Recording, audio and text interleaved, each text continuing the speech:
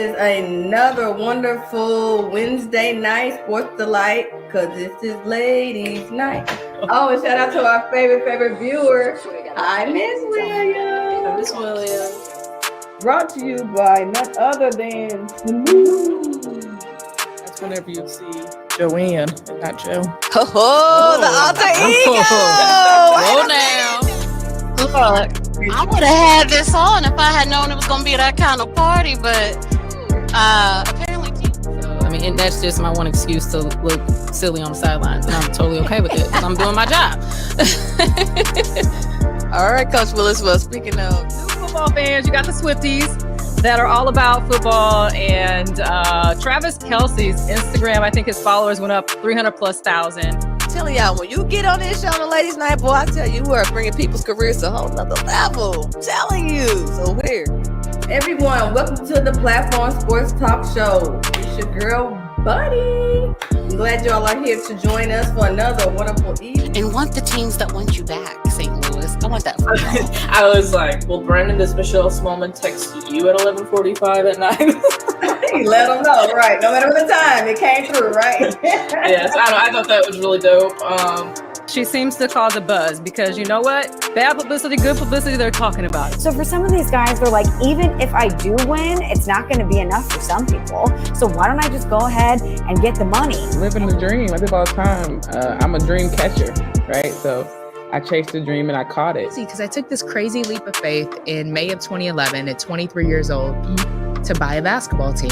And everyone thought I had lost my mind. Just kind of shed light, like, women coaches, like, hey, we bring it too. we bring it.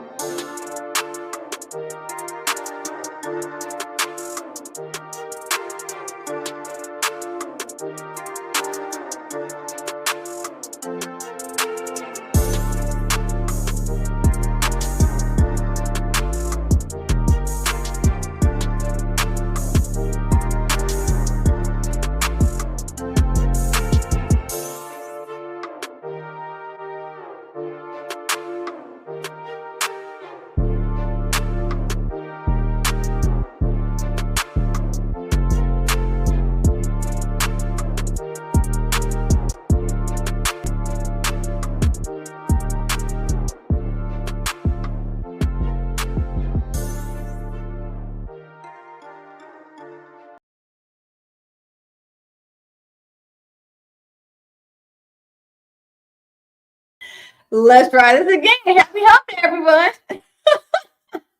I'm gonna get it together. My producer's on me because I cannot control the mute button like I should. Anyway, everyone, thank you for tuning in to a wonderful, exciting, fun-filled ladies' night. We are here. We made it to Wednesday. Believe it or not, I thought it was Tuesday. Man, this week is rolling by. Maybe because it's a little warm outside in the St. Louis area, but I'm so happy everyone is tuned in. So, just in case you didn't get the memo, this is Ladies Night on the Platform Sports Talk Show. We have many ways for you to tune in. You can tune us in on what? The Roku channel, Hot 365 Radio, Facebook on the Platform Sports Talk Show, X, formerly is Twitter, at 314 Sports Talk. We also have us on YouTube at the Platform Sports Talk Show. And last but not least, with all those ways to find or listen to us, if you are specifically tuned in on the Facebook page, make sure you're under the Platform Sports Talk Show. Leave all your comments under there. Okay, we have plenty of wonderful people on our panel tonight, and I love for everybody tuning in everybody's personal pages, but we want to engage with you. So we need you to make sure you're on a Platform Sports Talk Show. Leave all your comments. When you engage with us, we engage with you. And if you tune in through YouTube, don't just come on there just to say, hey, let me see what the show about. We know we got a bomb special guest, Brittany Carter, joining us. Tune in every week. And make sure when you tune in, you got to click on that bell, baby. YouTube's going to let you know when we go live, okay? And also, IG. I forgot about IG because I love IG. Platform Sports Talk Show. Follow us, our page there. And if you have any guests or would like to be a guest, shoot us out a shout out. Let us know. Our email address is platformsportstalkshow@gmail.com. And last but not least, all of these avenues, these platforms we have to bring you this wonderful show is brought to you by none other than Smoooth Productions. So, this is the first Wednesday of the month, right? But guess what? Last Wednesday of the month, we have the fellas, the Man Cave. They got great topics as well. Fellas try to hold it down. Of course, the ladies hold it down first Wednesday of the month. And you can also catch us on Twitch as well. And like I said, Hot 365 Radio, where it is always hot. So let's talk about what?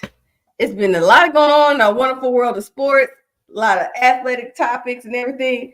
But yeah, you just don't want to chat with me, right? I know. I love interacting with you all, but I have a wonderful, wonderful panel of people ready to tune in and also people that give me some good dialogue and talk about different things. So let me bring the homies for, let's see, the Boondocks homie from by way of Clayton High School, by way of 96.3 Radio. So without further ado, let me bring on Jobo, Michelle, and Coach Willis. I did everybody at one time, right? What's happening? Good evening, ladies. Hey, Bunny. Hey, hey, fam. Happy Wednesday, everyone. Happy hump Wednesday. I'm telling you all, I was in the middle of work typing an email, and I said something about Wednesday in it, and Tuesday, and I'm glad I double checked. I said, oh, today is Wednesday. When I say this week has been flying by, I don't know if I've been working too hard or the warm weather's gotten to me, but come on with it. My brain was almost there. The weekend is close. You're almost there. I can't believe I was about to go start promoting the show on the wrong day. Like one more day. I'm like, no, today is the day. Make sure you guys bring your clock forward this Sunday too, right? Yep. Damn. I'm flying by. I'm gonna need you to set that reminder on your phone. You're gonna be late somewhere Monday or early, one of the two. So, Coach Willis, real quickly, districts, right? Basketball playoffs, girls, how we doing? Yeah, no, our season ended. We're done. Now it's just the end of the season stuff that I have to take care of. I tell people like the beginning of the season, it's a lot of work. And then when the season's over, it's still a lot of work. So, but we had a great season. We finished 18-8. So it was a great season. It was fun. We lost in the second round against Cardinal Ritter, very talented team. As my assistant coach and I would say, like, we had them shaking in the boots in the first half. I think we were down like 7 or 9. They played very well, you know, and, you know, we got into some foul trouble or whatnot. But, you know, it was a great season overall. They left it on the floor, and that's all I could ask for. So things are somewhat slowing down, but I'm also like, I'm a teacher and I have parent teacher conferences next week. So like, it's a lot trying to wrap up and prepare for parent teacher conferences. So, and then also since our girls team won conference, I have to host the conference meeting. So like, I'm having to get ready for that too. So it's a lot going on. Okay, it sounds like you need a stunt double there. Yeah. It's a lot of hats being worn right now. Do the hats match your boots you like to wear on the sidelines? Just asking. You know, I did not wear a lot of like heels this season. I don't know, like I don't know. I dressed very comfortable this season. I felt like I had the crazy thing. Sorry. Sorry about that. I did have on, I wore jeans a lot on the sideline, and I don't even wear jeans on a regular like that. So, so, you know, no boots this year, not a whole lot. I probably maybe busted out one time for senior night, but that was it. Switched it up on us in 2024. I, you know, nothing to worry about. After teaching elementary kids all day and then having to coach afterwards, yeah, no, I don't feel like dressing up or anything like that. So just want to show up and coach. But yeah, no, it was a good season. I'm happy about it. Awesome. And it's been a while, but we're glad she's back. Miss Shayla. Hey, what's going on? Just busy. She, you know, Brittany's the coach. I'm over here being the sports mom and running around being the parent Uber to practices and games and just trying to keep up. So work, more work, and whatever else I can tackle. So it's been fun though. No complaints. Every day is a blessing to be here. So there's a lot going on in the world. So cool beans. And all the way from the Boondocks with a new gig on her plate. Joe Bo, what's been going on, man? Not much. Brittany talking about jeans. I haven't worn jeans since we were sent home from the pandemic, and now I have to go in the office twice. And I bought a pair of jeans. I hate it so much. As soon as I get home, I take those bad boys off. But it's only 2 days a week, so it's whatever. But I'm good. Just learning a new position, starting all over, and I'll be all right. It's nerve-wracking, and change scares me, but change is also good. So I'll be all right. Every day is an opportunity filled with possibilities. So, you know, just seize the moment. Yeah, that's what I'm trying to do. Thankfully, my husband's very positive about it, so that helps out. Okay, great to hear, Joe Bo. Glad everyone is doing good. Got, like I said, spring fever in the air. And, you know, it's just not a ladies' night without having an awesome guest with us tonight. And because a certain person on our panel, Coach Willis, knows our guest, I'm going to let her do the honors and go ahead and introduce her and bring her on in.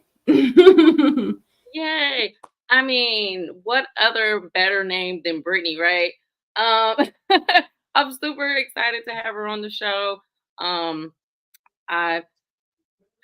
I want to say, I think it was in 8th grade when we crossed paths, where we played basketball for this organization called the Rockets. That's kind of where we crossed paths. And then just, you know, being in the basketball world, we just kind of remained in touch, and, you know, life kind of took on. But then, you know, we always come back. But I'm super excited to have her on the show. Just very talented. Like, it's just an honor, one, just knowing her and have the opportunity to play with her, and just also watch her throughout her basketball career. Like, she's definitely one that I talk to my players about. Like, I'll have, you know, certain teammates that I played with, and I always, you know, she's one name that I mention a lot. So I'm super excited to have her on the show. I'm excited that what she's going to bring here to the St. Louis area, just for basketball in general. She's also a realtor as well. But no more further than let's bring in our girl Brittany Carter. And hello, everyone. Hey, Brittany. Hey, Britt. How you doing? So do we go by last names between Carter and Willis? I mean, I'm not Brittany, but I like bees. So how are we gonna differentiate? Honestly, whatever. I'm easy going. Coach Britt, Coach Carter, Britt Carter. I mean, I don't think I've been called Brittany my entire life. It's always been BC, Carter. I've never been called Brittany, really. So you guys choose. Okay. There's a Brittany here tonight. I'm not the only Brittany, so we might have to come up with something fancy. Maybe we'll see how it goes throughout the show. Yeah, you can just call me Coach Willis. That's fine. When you got in trouble by your parents, did they call you Brittany? Yes. Okay, because nobody outside my family. My full name's Joanne, but no one calls me Joanne unless my grandma or if I'm in trouble. So it's just Joe. Okay. That's why I'd ask. That must be nice. Yep. When I got in trouble, I got called my middle name. So yeah, it was Brittany. I didn't get in trouble that often though. I feel like I was a little goody two shoes. Now in life, I'm grown up. Yeah, it's I got in more trouble probably in college than I did in high school than I ever have. But I was a goody two shoes growing up, so I didn't get yelled at. My brothers got all the yelling. You mentioned college. I can't wait to hear them stories. Woohoo! Oh no. yeah, no. I tell my Are you the youngest or the oldest? I am actually one of 6 kids, so I am in the middle. I have 2 older brothers and 2 younger sisters, and the youngest is a boy. So 3 and 3. We're the Brady Bunch. Middle kids rock. Middle kids yes, rock. we do. Absolutely. Yeah. I always tell people middle child, we kept it balanced and at the same time sometimes felt neglected. The oldest to the youngest got all the attention. Here I'm in the middle, just there. Well, I was the first girl, so I did get all the attention. And I call myself the responsible one because boys are boys. So I feel like the first child sometimes. I get the attention. Well, I'll tell you this. We like to ask this question to a lot of our guests to get things going. So do enlighten us. When is the first time you fell in love with sports and what sport was it? Oh my goodness. When I was born, I feel like I was one of those kids that grew up with a ball in their hand. And then having 2 older brothers, we were always in the yard playing soccer, flag football, basketball, I mean, baseball, you name it. We were always playing something. So I didn't even know that basketball was like a full-fledged passion of mine until honestly high school. Probably my sophomore year in high school is when I quit all other sports and directed my attention towards basketball. But I had been playing since you can play in a league, in the Y leagues with your colored wristbands and, guard the person on the other team with the same color wristband that you have. So I've been playing a lot of sports for a long time. And real quick, I want to say to our loyal follower, listener, Miss Stubb, we didn't say hi. Hi, Miss Stubb. Happy Wednesday. But I hate, I played softball my entire life, so that's why I was good at it. I don't hate people that just pick something up in high school, but I'm like, what the heck, you got people like Mookie Betts, I think, he didn't start playing baseball until high school. Now he's one of the best baseball players out there. Like, how does that happen? I wouldn't say I've always played basketball. So it wasn't like I just picked it up in high school and was like, oh, this seems fun. And I was great. You can actually Google me. My stats are so average. I just kind of was the fit-in player, but I was skilled enough to do a few different sports. So I played volleyball, I played soccer, I played softball for a little bit. But basketball just seemed, and it's probably where I went to high school too, playing for an amazing coach like Dan Rolfus that led me in the basketball direction. But I kind of thought I wanted to be a soccer player for the longest time. But I would say soccer and basketball were always my top 2. And I played a lot of them, but it wasn't like I just woke up one morning and was like, basketball seems fun. Let's do this. I'm not that skilled. No. Well, it seems you got good at that skill over the years. I'm just saying. So Thank you. A lot of time in the gym, a lot of hours. Did you have a favorite player growing up, like when you were younger, before you got into high school, that maybe helped sway your way? I can't say that I did. I'm maybe one of those weirdos. Like I didn't really watch TV. We were outside playing. I did not have anybody that I could say that I looked up to. I just had some great mentors in my life. Brett Ledbetter now is one of the first people that made me see the game in like a different way. We can go back to the grade school days when Britt and I were playing together. Matt Rockeman. We also had a few other coaches. Steve Zwolak was a coach that I used to play for, who is just an incredible mentor still to this day. But I think I just had good people in my life that showed me how important basketball can be, but also like what it can lead to in your future in life. So I just had basketball people, great mentors that kind of led me in that direction of, you may be better at this than soccer or volleyball or any of the other sports. Got it. When did you start strictly playing basketball? Just that's it. I'm done. Everything else. This is junior year in high school. Junior year in high school was when I gave it all up. I actually broke my ankle playing volleyball my sophomore year.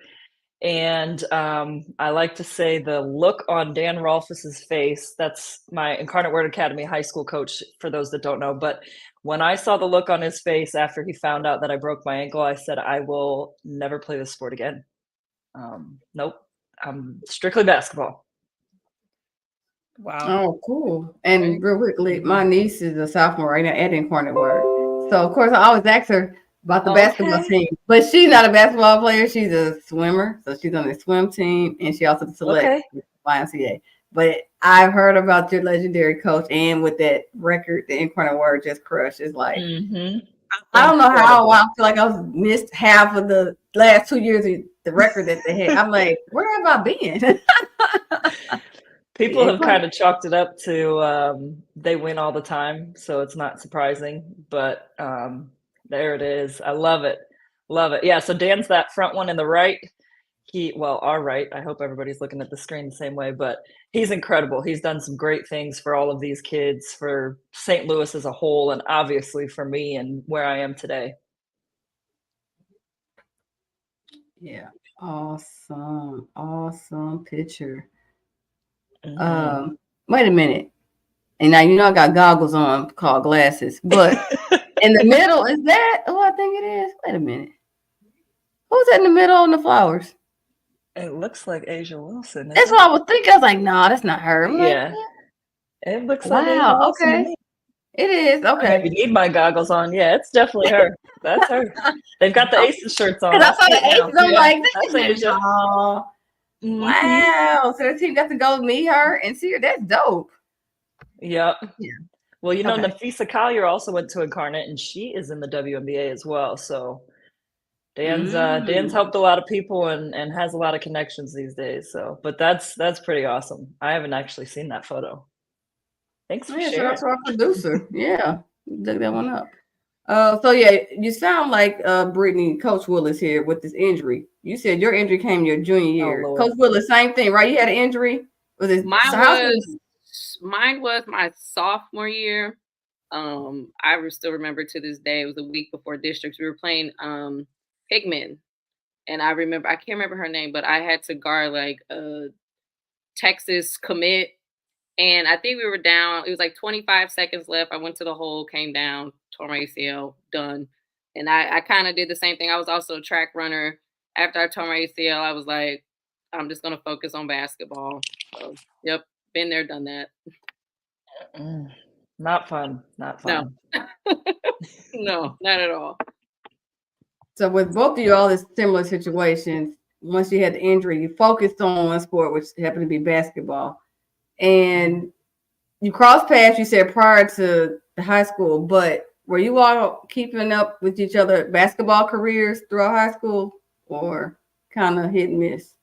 Yeah, I felt like for the most part, because we played in the same holiday tournament. Everybody played at Viz, so we got to see everyone that we played with, whether we were on the same team or played against each other. It was like one or the other, but like I tell people, like 8th grade was kind of like my turning point, and that's when we played with the Rockets, and like it was so much fun. Brittany, I was trying to find pictures, but I haven't had time. And they're at my parents' house. Like I still have all of our little pictures from the Rockets. We played with some really like good. We had a really good team.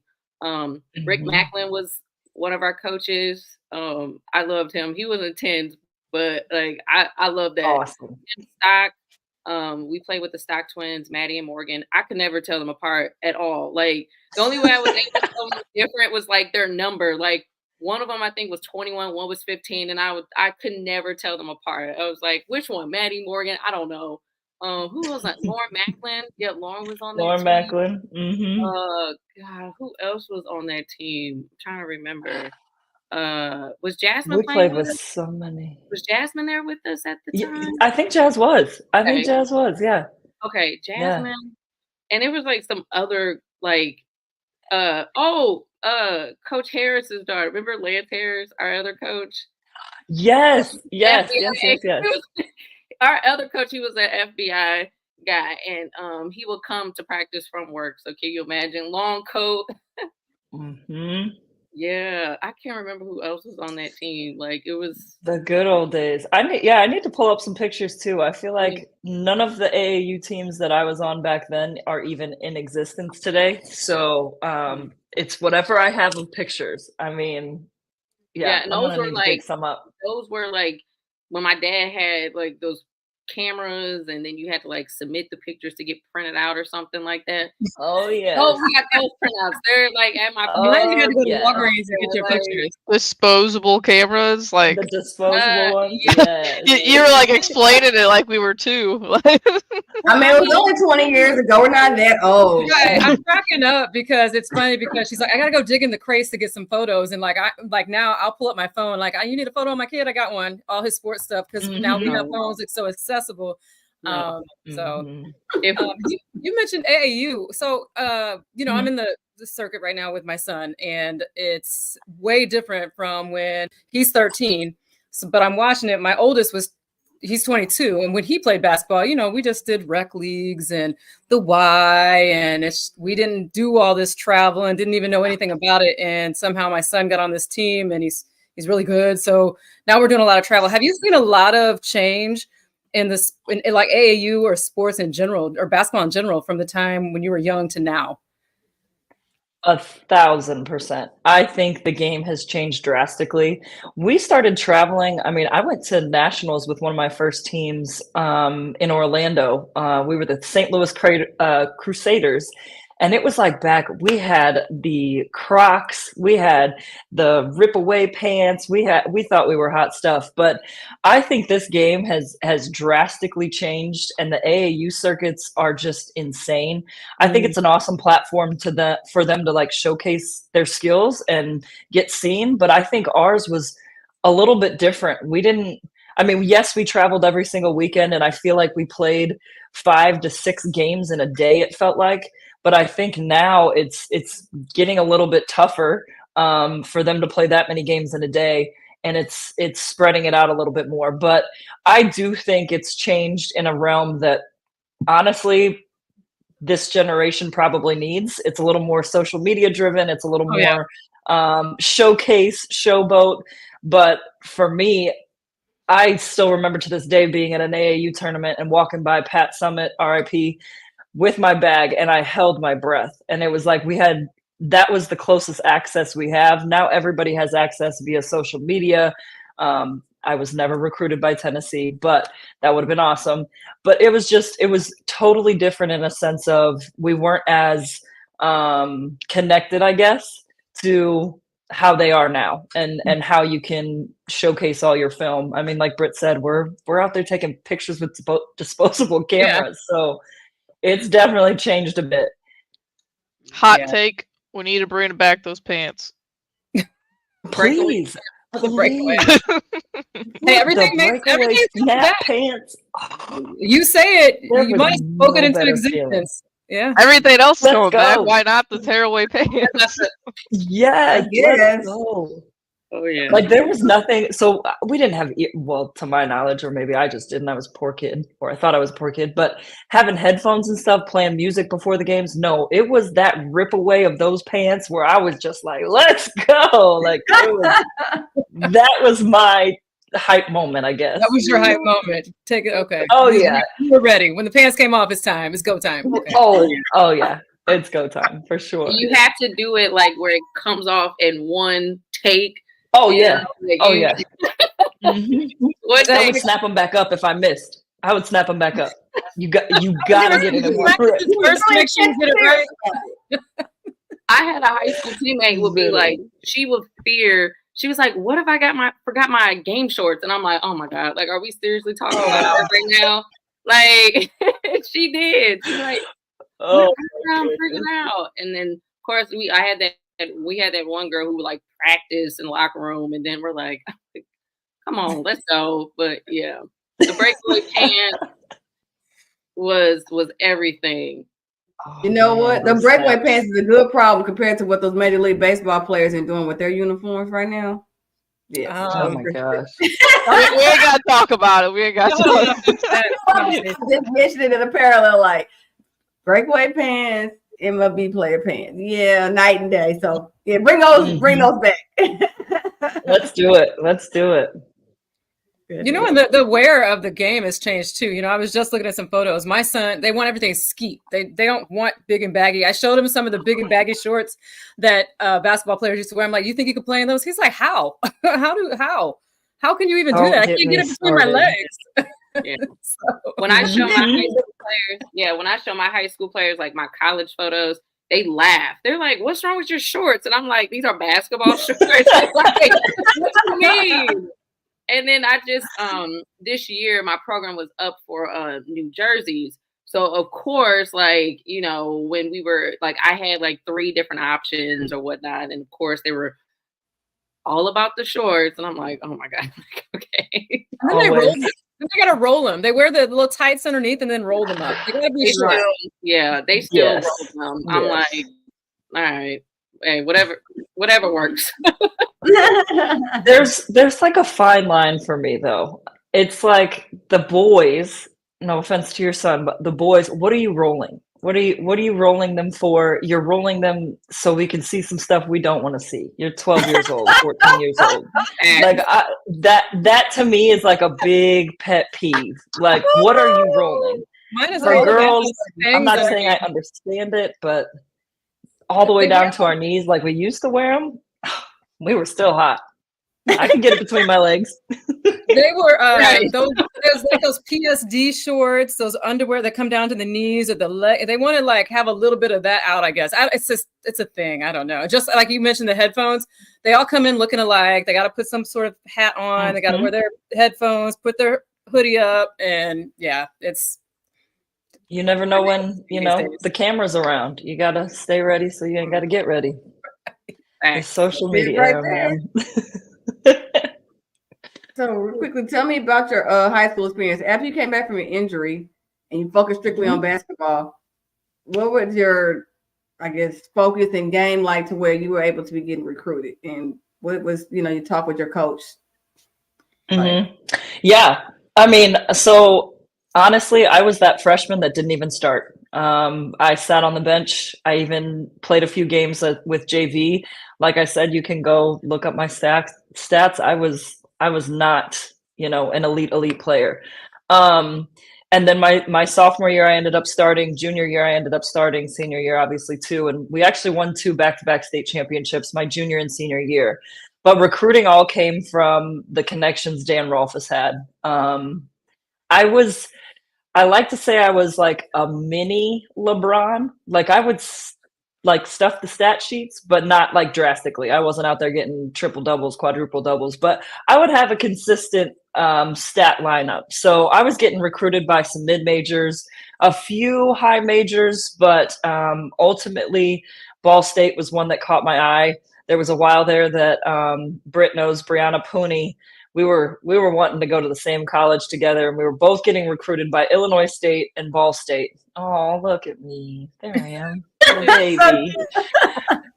But ultimately Ball State stuck out more to me, and ended up going there. And I would say without the connections that Dan Rolfes had, I don't know that I'd have any offers. Just his name and the Incarnate Word basketball name got me a high school or a college offer. That's dope. Okay. Well, shout out to Coach for handling that for you. So that transition from Incarnate Word being a powerhouse in basketball, even though you say you didn't, I mean, your stat sheets was, let's say, average, but you got the opportunity. So what was the transition from the Incarnate Word way of playing basketball to stepping up in the collegiate D1 school and their basketball? Like, how was your transition, and what's one of the things that stuck out for you different from high school to college basketball? Again, I could harp on Dan all day long, but I think he kind of prepared us. The way we practiced in high school was similar to college. The biggest difference was the size of the court, obviously. Adding those extra feet definitely makes a difference with your breathing. So that was a big adaptation for me. And then honestly, my freshman year at Ball State, I started. So it was a change of speed, a change of, speed, pace, physicality. Obviously, I'm playing against girls that are 3 to 4 years older than me. So that was a big drastic change. And then unfortunately, my first year, I played for a team. We went 9-21. So we had a very, very tough year.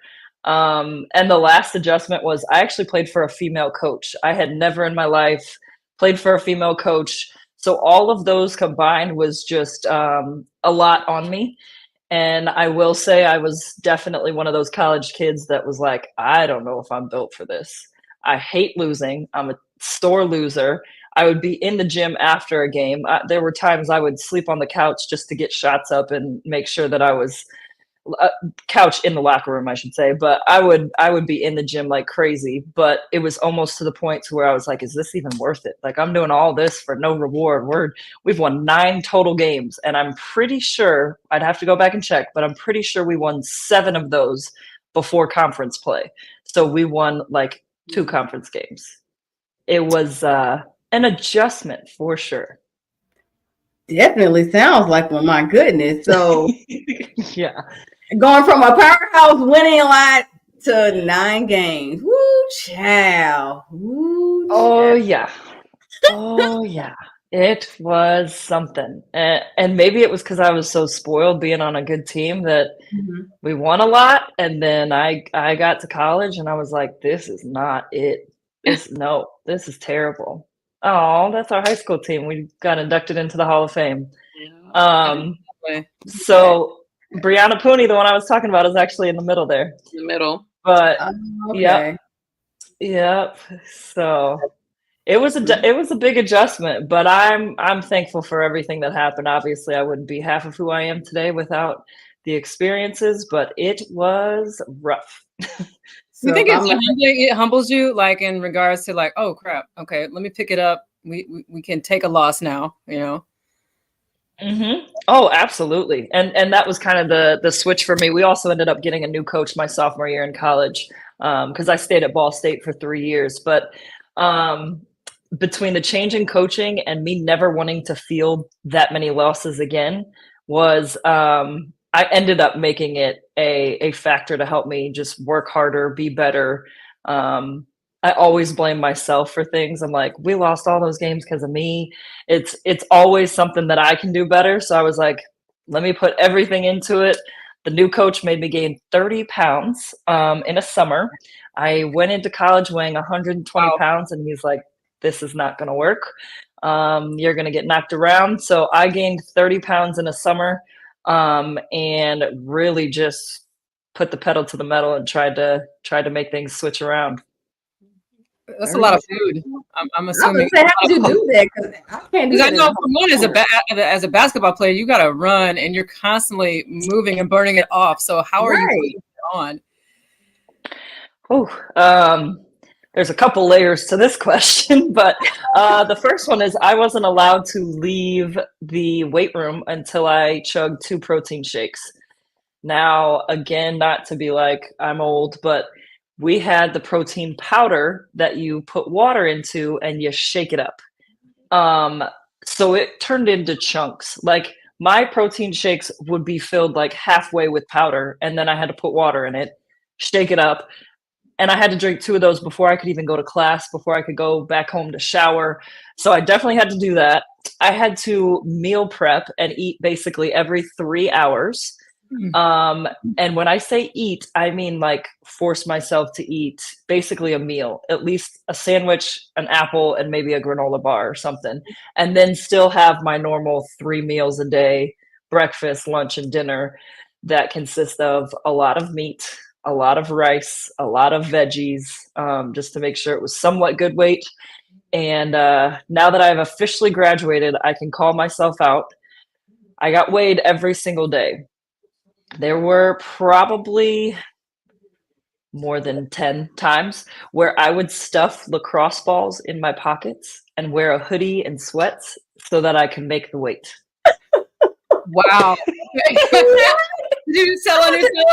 Did you just tell on yourself? I did. Just now because nothing's going to come from it. But I know you was gonna tell me, like, the truth will set you free. There you go. I didn't think she was gonna say that she was sneaking. I thought she was gonna, like, on the side, I have an extra sandwich in, or I brought, extra no. She said she literally stuffed the weight on her. There we go.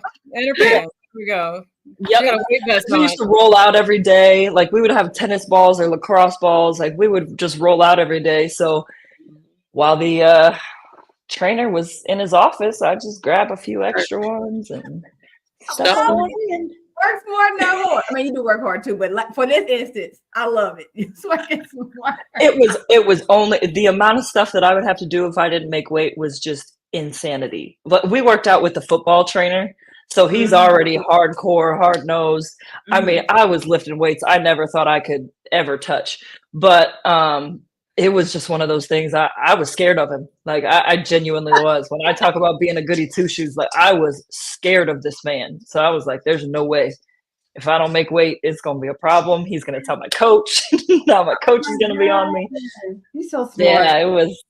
You're a great woman for that. Thank you. Again, I know you don't want to, paint the picture Innovator. like but you were smart being a woman. Like, nah, I'm gonna figure this out, and I'm not gonna have my body take any more extra work if I don't have to. I love it. That's calling being resourceful. That's being resourceful. Right? We'll go with resourceful. Kids, don't do it. Do what you're supposed to do. But, wink. Yeah, Coach Britt will get on. I mean, Coach Willis will get on you. Yes, she will. Don't want to bring out the high heels while she's on the sideline. She's gonna really give it to you.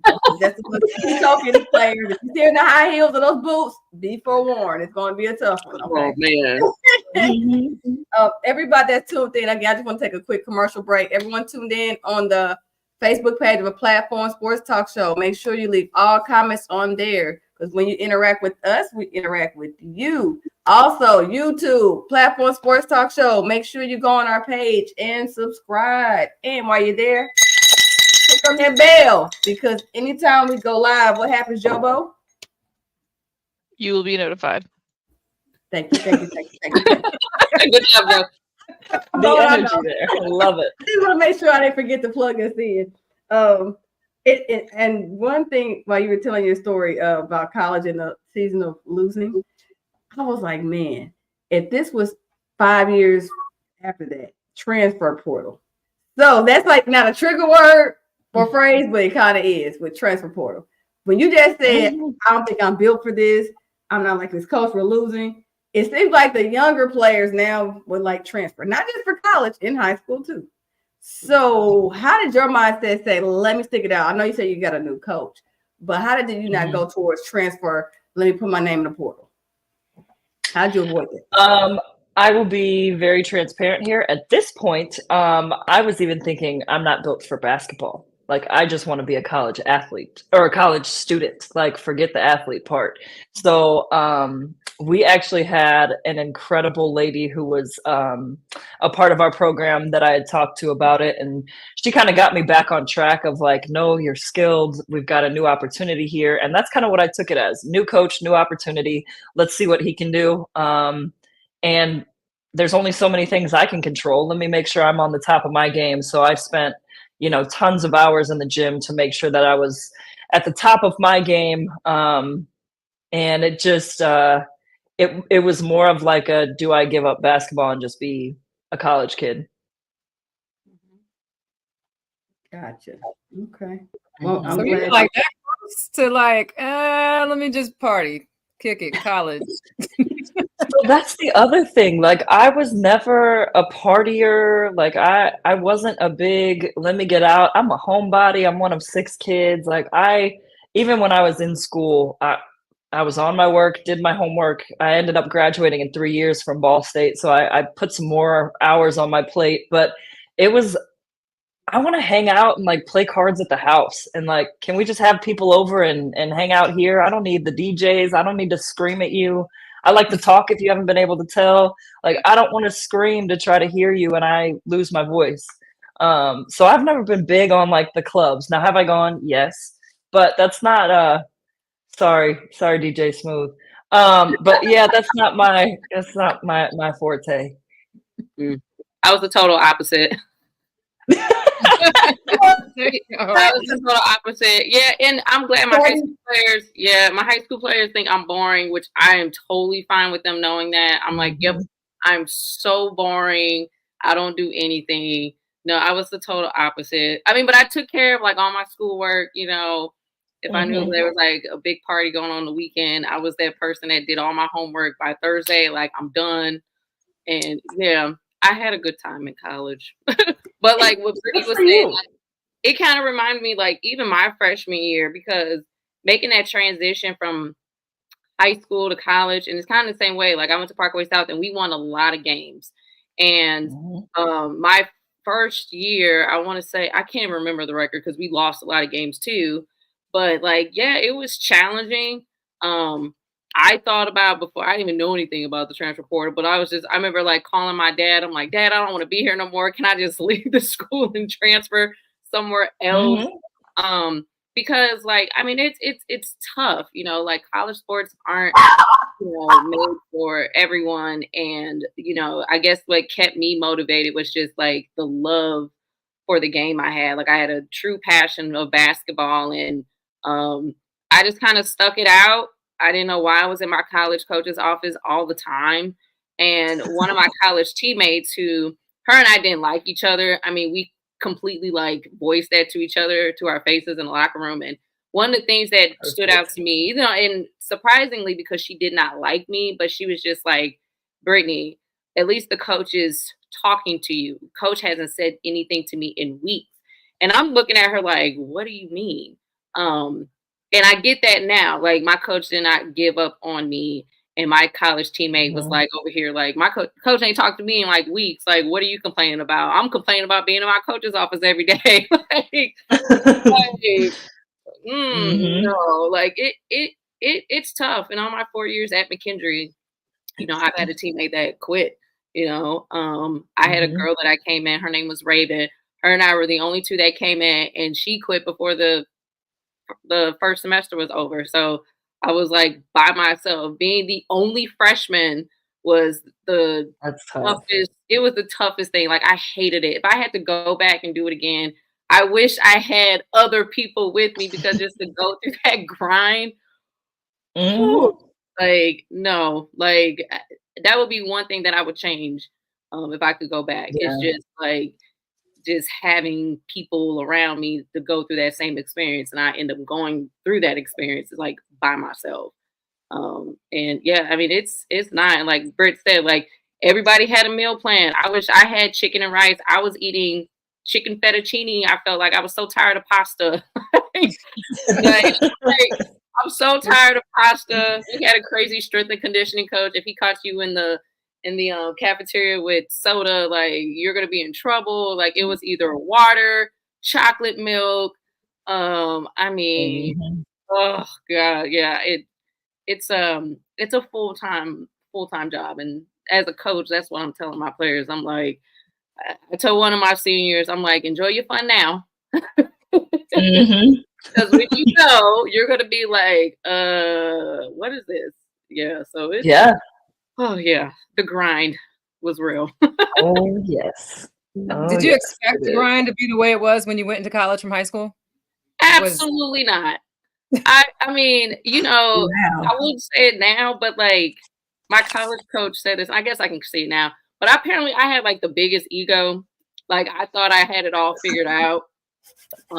You know, because I was very confident in my skills and everything. And then like coming from a winning program at Parkway South to going there, I just thought I had it all figured out. And I didn't. And my coach always preached about like being tough. And it wasn't like physically, it was more like being mentally tough, you know, being able to respond to adversity and everything like that. Like the physicality part, like I had, but like the mental side of things, like I did not have at all. Like it was a major adjustment. Like I really thought I had it figured out, and clearly I did not. And it definitely humbled me a lot. And you know, it's kind of like part of like, you know, my growth just as a player and as a person. But yeah, no, it was I don't know what I was expecting. I just was like, oh, it's just basketball, different level. But yeah, it definitely like punched me in the mouth for sure. So there's an IG question. It's coming from I Am Kennedy. If y'all don't mind, what are some ways that you guys motivate girls to participate in basketball? As we know, most schools numbers are low, but they do have girls, but just not motivated to play. What's up, Coach Rob? I know who that is for sure.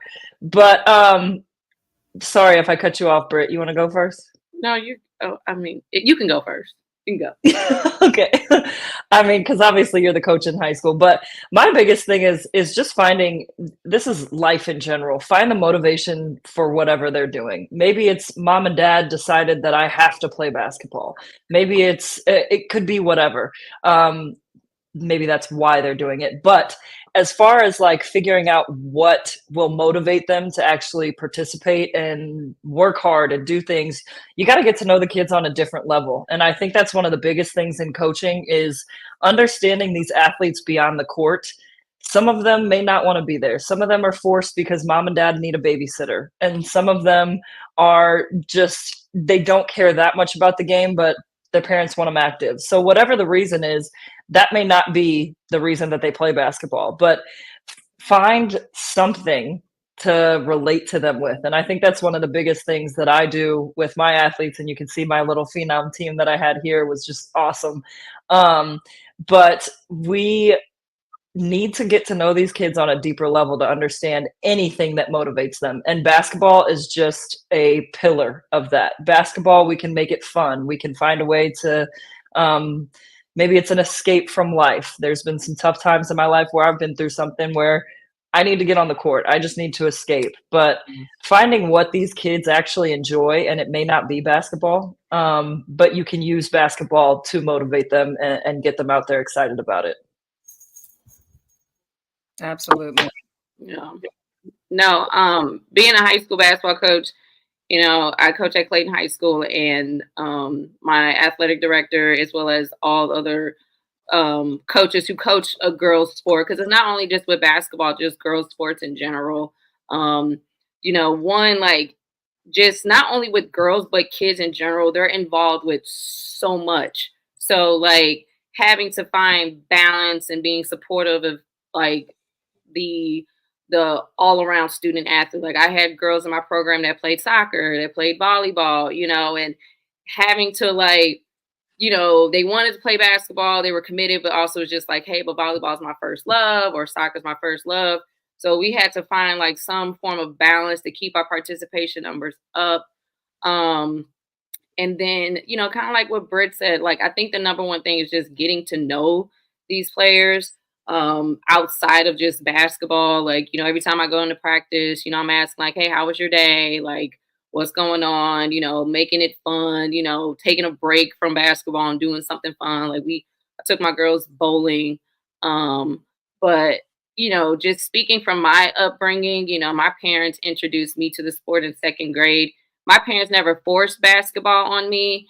They just wanted to see me have fun.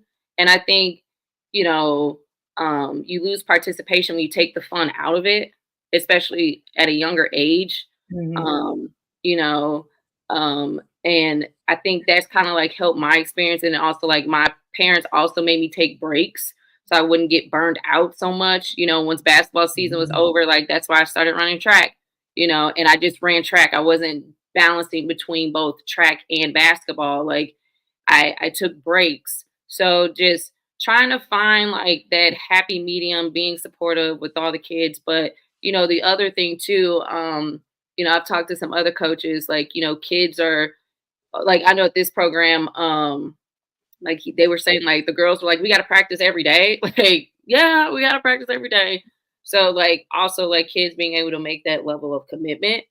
But yeah, it's definitely an ongoing conversation. I know like at my school about just girls in sports and like how it's just, you know, decreasing. And then my assistant coach is a counselor. So we always talk about like how COVID really impacted a lot in our kids. Like my first senior class that's graduating this year, like they started during COVID. So like you can definitely see like the shift in what they've gone through. But yeah, I mean, it's, you know, just finding that love and then just not taking the fun out of it. I think just because I can only speak from my own experience, like there was never a point in time where basketball was not fun for me. Like I always had fun with it. So I think that's just kind of like one of the things that you have to kind of put that on. And then, I mean, I've said this before on the show. I hate the fact that you see 8-year-olds that are ranked. That's ridiculous to me. You know, I was going to ask you guys that earlier on. What are you guys thinking about? What do you think about the rankings? You know, hey, class of, you know, 2035, I don't know. It's crazy. Like we got the number one kid in 32. You know, I get it. I think it's a way to capitalize on money and sports and getting kids to go to camps and, you know, AAU tournaments, things of that nature, you know, because we all love to see our kid at number one, right? But I don't know. I think maybe rankings in high school, because you never know what you're going to have in second grade going up, you know, who they're going to be in when they get in high school, if they're even going to play. Yeah. So. Yeah, high school makes sense. But like, you know, at 8, I don't know. I mean, people could disagree with me. That's fine. But like, I just, again, like not taking the fun out of it because then, you know, like Britt said earlier, you know, social media, you know, even these 8-year-olds have social media pages, you know, their parents are running it, but like, they're constantly like, I feel like that's their motivation, how many likes they can get, or if I'm ranked, I'm going to be on this social media page and that, like, it's like, they're grinding in my opinion, I feel like they're like working towards the wrong thing versus like wanting to do because that's what, you know, what they love versus like, oh, I got to stay ranked number one. Like it's that internal pressure that can be put on them. But you know, like again, I tell people all the time, like I would love to go to a basketball game with 8-year-olds and just like see a bunch of travels, double dribble, like just where it's just fun, you know. Raw, unpolished yet, and no pressure, just having. I mean, there are some little ballers out there. I will tell you, the game has changed. Oh yeah, the way they play these days is amazing. It wasn't like that with even just my oldest, and they're only 9 years apart. Well, I mean that's kind of a big gap, but you know. They have also they have only a decade apart. Yeah. And these kids have access to so much training compared to like what we had coming up. I mean, there's just so much access now. And there's no reason that these players should not be where they are compared to where we were. You know, like there's just so many resources out there for these players. Like, yeah, in my mind, like, was I good? Like in my, like when I was playing, yes, but like where these kids are, I mean, these kids are just, they're like insane, like just so talented. But But let me like ask you this: if they're so talented, and just for anybody, they're so talented at 8 years old or even 8th grade, why is it that we see WNBA not as much, but NBA, this is the highest level, where people are saying they're lacking skills, specifically defensive skills. They're lacking better free throw shooters, but they had years and years to get this training in. Parents have spent money. And I'm not saying they don't have the talent, but why aren't we equating this talent at an early age and you going up the ranks, AAU, all this, and you get to the highest level, and we're not seeing what we should be seeing, the best of the best. You should not be seeing stuff that is so basic and elementary of not traveling while you're doing a Euro step, not traveling going for a layup, not being able to shoot free throws. Like, but you're starting it so young, and you say they have all this access. So where's the drop off, and why? Either anybody can answer that, because I'm seeing this on a collegiate level, not as bad with some, but definitely on WNBA and NBA. So please, I think it's more the evolution of the game that we were kind of talking about earlier, and I can speak from my opinion, so not to get anybody mad here, but I think the way that there are many trainers these days, there is a lot of people that think they can train, and they are teaching skills and all this stuff. But I think it's gotten to that point, and this even goes with the ranking discussion we were just having. It's gone to, how many likes can I get? How can I be promoted on social media? And you are putting so much pressure on an 8-year-old kid to be so great that I don't even know that you know how that kid is feeling. Or I can literally talk about this for ages, but we can go into the mental health realm. Like, now we're putting so much pressure that they need to be great. Well, what are you telling them if they aren't great? What are you telling them if they mess up? Oh, you only got 50 likes. Well, Benny over here got 150. Like, we're putting too much pressure on this social media era and what is a great athlete at this point, and what's important to the game, and what's important to life in general. It's this instant gratification that social media gives us now that has deterred a lot of things, I believe. Again, my opinion, not here to make anybody mad, but I think ranking kids that are that young is only putting added pressure on them to grow up thinking that they have to be the best at everything, and they're missing a whole aspect of life, that likes isn't everything. How good you are isn't everything. But are you going to work hard? It's, oh, you didn't go to the gym today because it wasn't on social media. But yes, I did. I went to the gym. But it's this whole, we have to prove everything that we're doing that is so great. And it has drastically changed how this game is. And I think for the NBA and the WNBA, to get back to your question, because again, I can go on a rant here, but it's more of, that is the generation that is my age and Britt's age, who, yes, maybe we were in the gym training. It was totally different training. It was totally different skill development. The women's game is totally different from the men's game. The men's game is a little more, we're trying to showboat and who's got the highlight reels, versus the women's game that's more fundamental. Maybe because, I mean, we can dunk. There's some girls out there dunking, but it's just drastically changed the whole realm of the game. And I didn't want to go into that earlier because I'm not one to ruffle any feathers here, but it's one of those things that I feel is it's one of those things that I feel very strongly about, because not that I wasn't ranked as an 8th grader, because I wouldn't have been anyway, but it's just putting way too much pressure on these kids. We forget that they're kids. We're having events with ranked kids, and we're getting parents that are mad because their kid wasn't in the ranked group. Well, why didn't my kid make it? Well, this is like, it's blowing up and getting a little out of control in my eyes. I don't think it's opinion. I think it's a fact. So I'm the one here to say it's a fact. Everything you just said is a fact. It's not an opinion. Like, there's some things that I'm like, nah, that's just your opinion, but no, that's 100%. It is. It's a little crazy out there. I can't say. Yeah.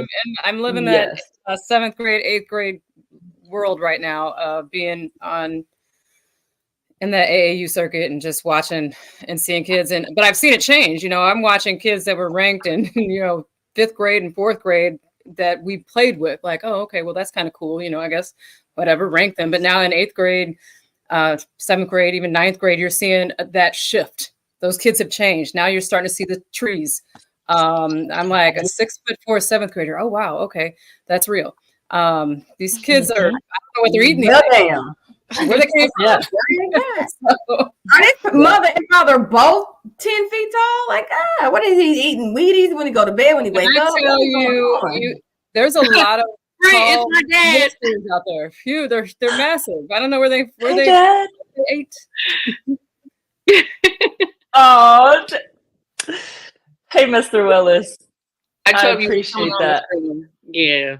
Yes, I am not against what parents are doing these days. I'm not trying. That's the rant I'm not trying to go on. Is that like it's the parents' fault? So I'm not coming at anybody here from that realm. But I think it's just the social media era and how things have developed that have put so much pressure on these kids to forget about the game and go see what your likes are on social media. Like if you're not a blue check mark, you're nobody, you know, and that's a lot to take on for. It's a lot to take on for. Even think of like a Caitlin Clark who's dealing with all of the social media and the people that are coming. She's filling out like arenas. It's insane. But to think that she's still a kid, like she's still a 22-year-old, I forget, 23-year-old, whatever. But she's dealing with all this, and now you want to put all of that pressure. Slightly different. There she goes. All of that pressure on somebody that is 8 years old. It seems mind blowing to me because they don't deserve that pressure. Like Britt has been saying, where's the fun? Like it shouldn't be.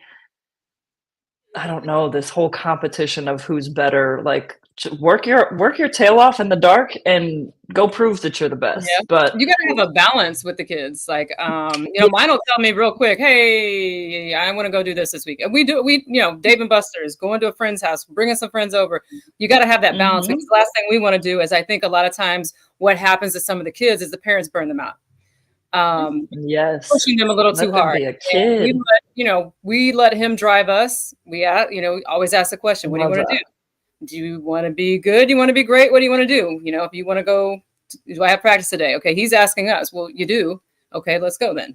So those type of things. So I think it's really, you got to know your kid. You got to listen to them. You got to make sure they're having fun too. If they're not having fun, they're just going to burn out. So yeah, yes, a lot of added and pressure. I can tell you from experience, basketball does end.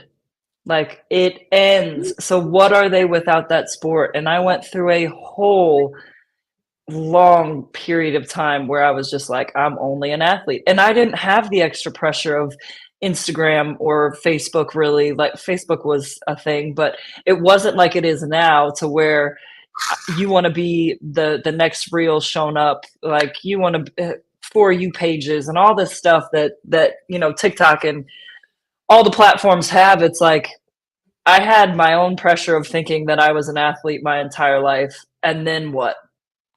So what are you going to do for these kids when they've gone from being 6 years old to, let's just say they have an incredible career and they make it like I did to 30 or 30 plus. Now what? All they've known is basketball, but were they taught that their work ethic that they've used all those skills for can be applied to the real world?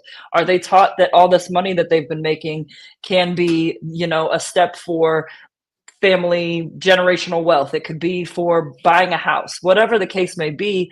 But as long as there's that added in with some of this social media stuff, then I get it. But I think overall it's a little bit too much. You think NIL has kind of swayed some of that as well? I'm going to say it again. I want back pay. There she goes. I want back pay. Show me the money. It won't be the last time we heard from Coach Willis. He won't show Coach Willis the money. Go ahead, put on the little caption on the bottom. Brittany Willis wants her. I want my money back. It's that commercial. It's my money. I want it now. Yes. Reimburse me, please. You How have about kids. Brittany Carter too? Can we do all the Brittany's? Brittany Carter, she wants the money too. There we go. Yeah. Thank you. You have college kids don't even have to go to the league these days. You know, they're staying in college. Like, I'm just going to stay here. You know, why would I go to the WNBA or the NBA when I'm making bank over here? You even got some high schoolers with NIL, or, you know, I think that's honestly swayed some of the conversations that kids are having, or especially when you start getting into middle school and high school. Young, what do you want to do? What's your sport? Let's, you know, is this what you want to do? If you really want it, we'll put more focus behind it. So I think there's a lot more. I agree with you there. Yeah, I agree with you there for sure. I think going back slightly to the transfer portal too, it's almost teaching these kids, if things get tough, just leave. Yeah. Like, where's the lesson in, like, Britt stayed all 4 years at McKendree. I ended up having to graduate before I could go to Illinois. Like, I had to graduate. Otherwise, I would have went to Illinois and sat out a year.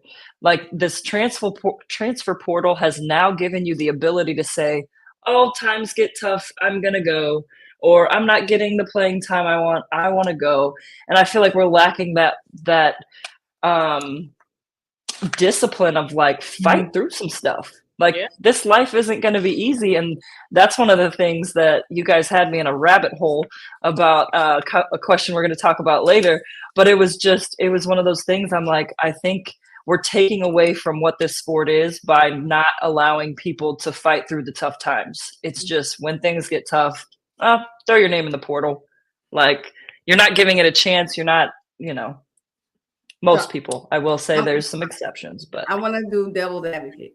Two parts. I'll do the first part. Do it. So take it to the professional level. So what about the same people who, when times get tough, I want to demand a trade?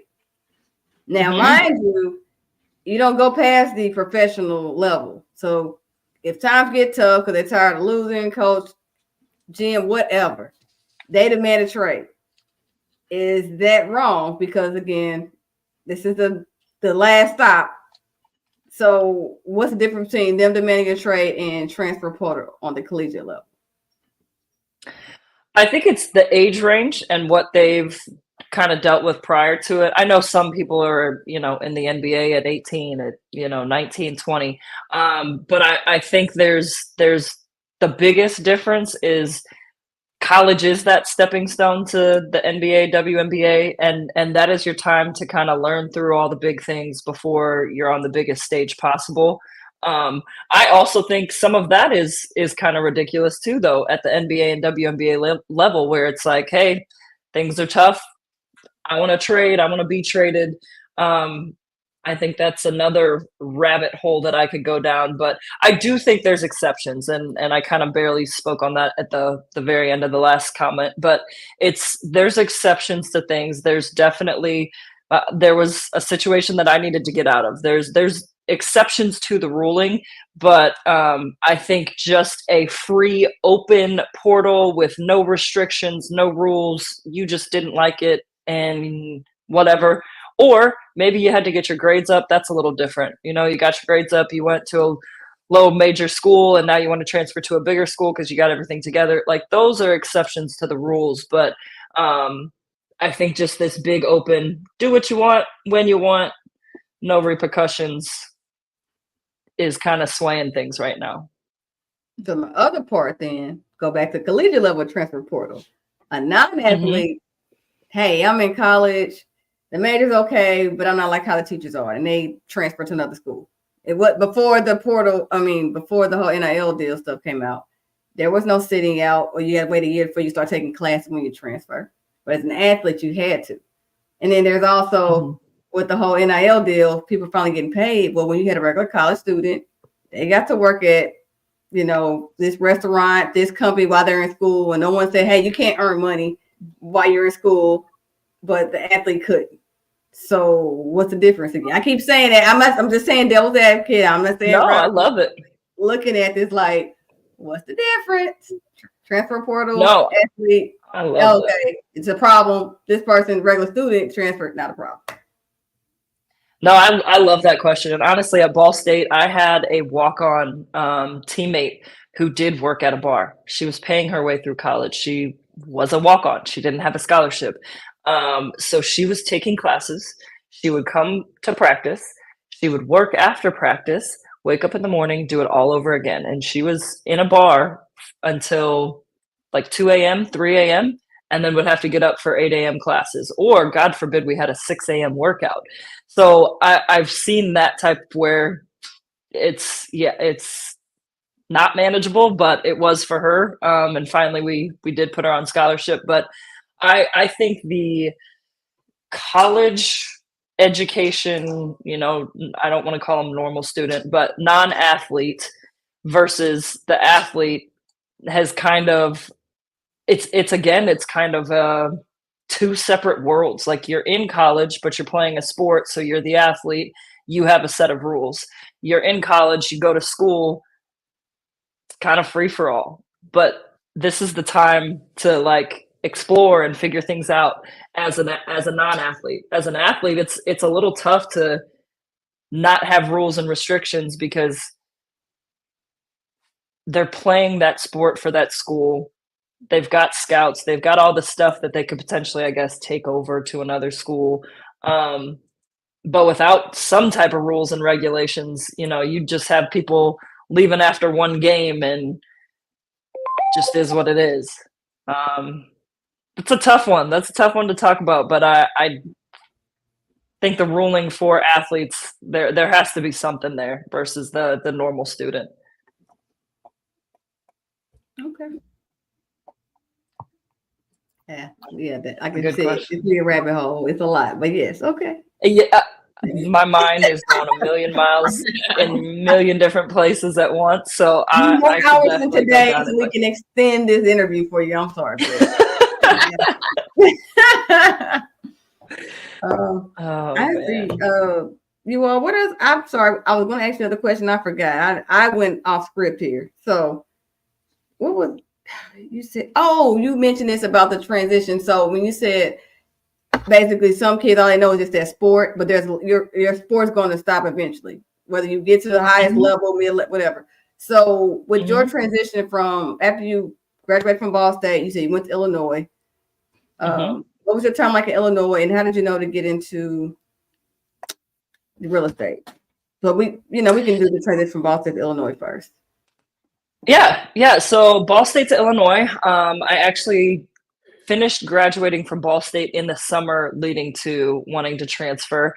A few life things happening and just wanting to also push my career to a different level, thinking that maybe there's a chance that I could be a professional athlete. And I didn't know that Ball State would have been that platform.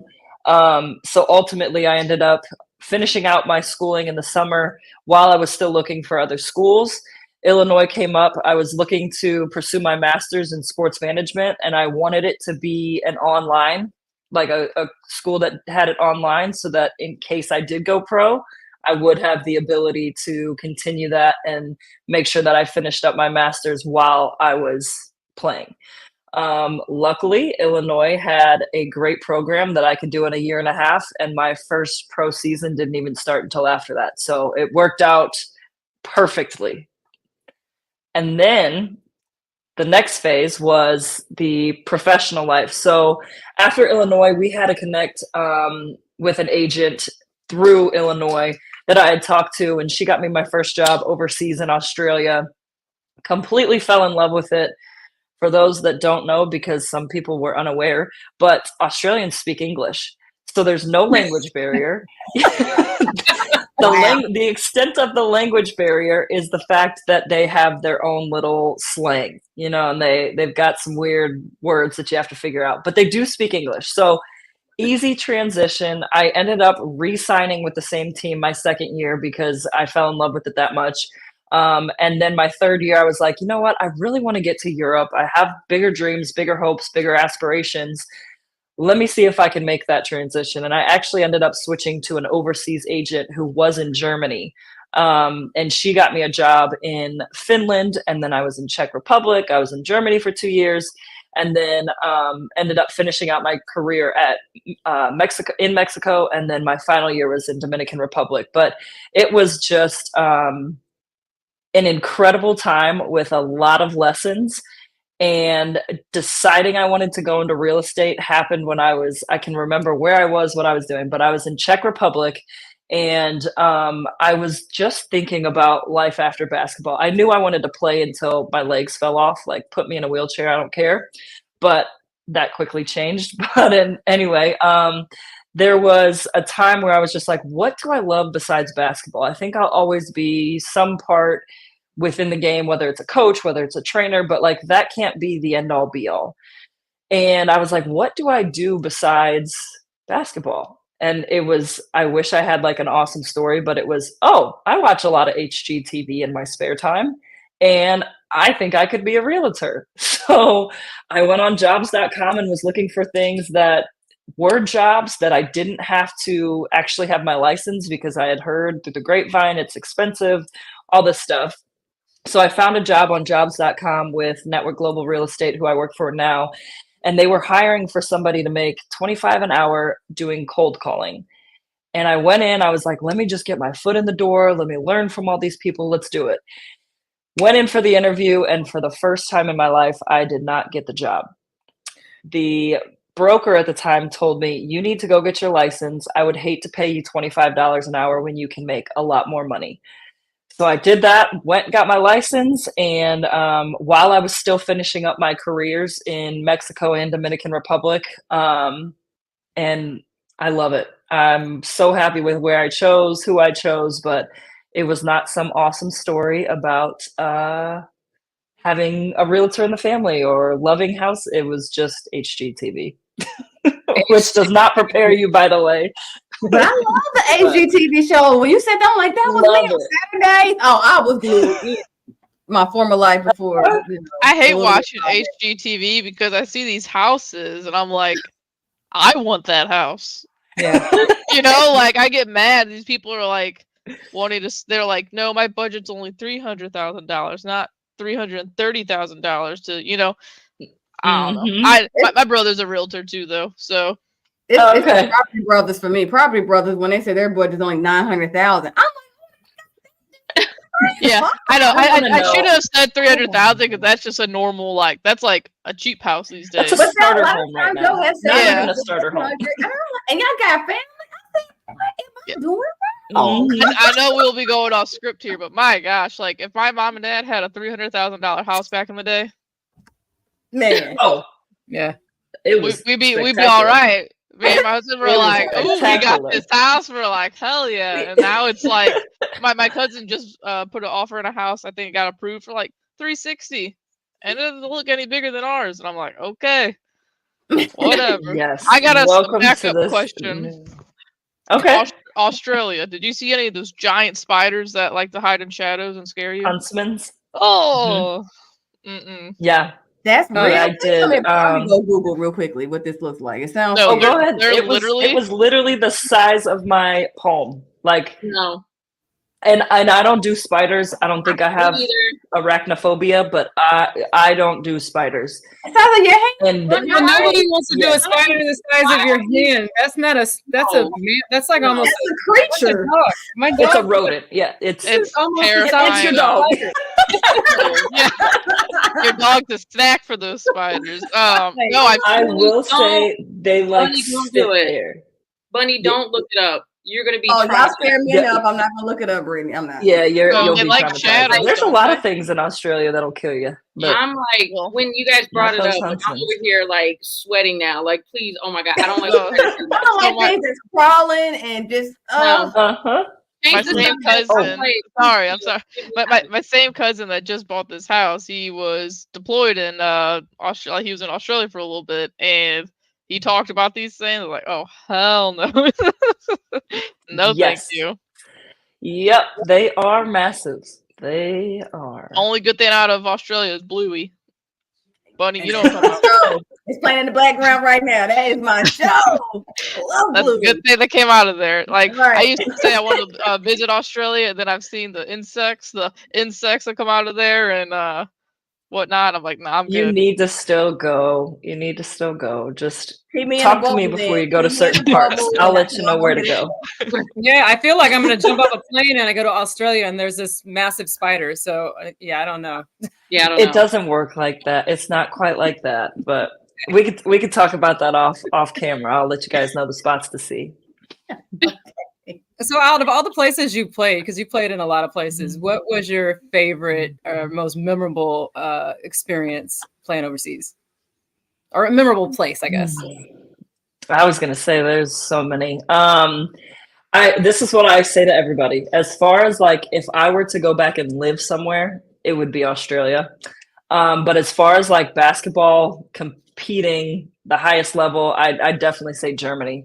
When I was in Keltern, I was playing for a Euro Cup team, and that was just the coolest experience ever. So I would play in Germany again. I would go to Australia to live. Okay, nice. Mm-hmm. You also played for the Surge? I did. Yep, I played 5 seasons for the there we go. Surge. There we are. And I know you guys had Kalia on here once, right? Yep. Right before she really blew up. Exactly, right? Exactly. Like Yeah. 2 months, she was on her 2 months before she got the promotion for the Mavericks. And yes, we've had That's Kayla awesome. as well. So yeah, we had some Mhm. St. Louis Surge alumni that come through the platform. Oh, yes. I love it. I love it. Yeah, the Surge was awesome. There's nothing like being overseas, thousands of miles away from family and friends, and then getting to come home and play in front of everybody again. Like it's different than watching on YouTube. And I'm fortunate enough, I had my parents at least visit me in majority of the countries that I was in. And there's still nothing like coming back home and the energy that we had. I mean, we were averaging like 2,500 to 3,000 fans every game back then. It was electric. There was so much fun, honestly. There we go. Nice picks. You always leave it to Smooth. He'll find all the picks. He's on it. He's on find it. all I of love them. it. I love it. Man, you really look super tall and Coach looks really short. That was one of my little endorsement agents for a little bit. Yeah, that was fun. So how was the transition out of basketball? Like when you said someday it's going to end, like that last game that you probably still play a little ball, pick up ball, things of that nature, but that last game, did you know that was the last game? Like, okay, this is it. Yeah, actually, I won a championship in the Dominican Republic, and it didn't hit me right away, like at all. But I knew that was it. Like I had been saying to myself that entire season that if I win, I'm done. Like this is it. I had missed a lot of, literally all but one of the births of my nieces and nephews. So it was just, I was missing out on so much family stuff that it was kind of, my body was fine. I fortunately, thank the Lord, didn't have any crazy injuries. Nothing too drastic at least, but it was more the missing the family and, coming back for a month or two to just be gone again. So that transition was very tough. This is where I can get a little vulnerable, but it took me for a loop. I didn't know who I was. I lost kind of my identity for a little bit, and I thought I was only an athlete. That's why I feel so strongly about these kids in this generation and making sure that I give back and help, because there's nothing that will prepare you for that shift if you're not already prepared beforehand. So teaching these kids that, social media and Instagram and all this stuff and your ranking, all of this matters. It's going to end. I promise you it's going to end. So I actually took probably about 3 to 4 months where I was in kind of a low spot. I was still doing real estate and I loved it, but I didn't know if it was like what I was supposed to be doing. I ended up going to therapy for a little while because I was kind of at my lowest point of like, who are you? Like everybody's asking you, you're an athlete, when's your next season? And I'm like, I'm not playing anymore. And then the reaction was always like, oh. and it's kind of like you lose some people in your life because you're no longer an athlete. And then it was just like a ripple effect of like, am I even a person without basketball? Like, do I even have any talents? Am I human? What are my morals? What are my values? What do I care about? And my parents caught on pretty quick, but it was something where I told them I think I need a little bit of therapy. I think I need some help, like getting me through this phase of life. And they kind of got a little scared because, you know, the way that my parents grew up, it's just, you get over it, you know, you move on, you get over it. So it was a solid 3-4 months, maybe even 5 months where I was just lost and didn't know who I was or what I was going to be. What was the turning point? Like, when did you when did you like say, okay, you know what? That's not going to be my end all. Let me pick this up. I got it. We're going to move on. I mean, honestly, partial therapy, like therapy did actually help me quite a bit. Just getting back to things that I knew had worked. I had struggled with a little bit of anxiety while I was overseas, but getting back to the things that I knew worked, that helped me. Journaling every day, getting out and walking. I have a dog, so walking my dog every single morning, getting on a routine. I was so used to having my entire day mapped out well in advance, and I knew everything that was going on. When I was going through that phase of like, who am I, what am I stopped all of that. I wasn't journaling, which would have been the best time to journal, to understand where all my emotions were coming from and what I was even feeling. But I didn't have a set schedule. It was kind of like, yep, go into the office, get some real estate stuff done, but I didn't have a list of what I wanted to do to get done that day. And it just, I'm a very structured, I keep a schedule and I stick with it. And when I was going through that time period, I didn't. So therapy kind of helped me get back on that routine, that schedule, and utilize the same skills that I was using while I was an athlete into becoming like a human, like an actual human that I am. I'm not just an athlete, but getting myself into the real world and ready for that next phase of, you know, whatever life brought me. Okay. So you're mentoring, you're coaching, you're doing some things. I know we want to, I guess, talk about your shirt. So let's say 360. Hey, 360. Yes. I'm excited about that. I am too. I'm so excited. Yeah. So new adventure coming soon. April 20th is our plan for opening. It is the world's most immersive basketball training facility, and we basically mix science and technology to help enhance your game as quickly as possible. There's an app where you can track all of your progressions. While you're doing the drills, you get in-time feedback. You can compete against yourself. You can compete against people around the world that others shoot 360s. But it is just the coolest platform that allows us to use science and technology. But I have so many more plans for it to be bigger than just the basketball side. So we have shooting stations, we have skill stations, and the skill stations are ball handling and passing. But everything is immersive. Everything is you've got, let's call it gamified. That's what we use, but we use it as gamified. Everybody likes video games these days, so it is totally interactive, and you get to throw the ball at the screen. You get to, you know, do your ball handling, and you're following this trainer on the screen. And then the basketball on the shooting side, you're actually getting real-time feedback on each shot, and we track certain metrics to make sure that, you know, you're at the optimal height, you're at the optimal left and right, and then the depth of the shot. So probably another rabbit hole I can go down talking forever, but I'll try to leave it at the little brief description that I just gave.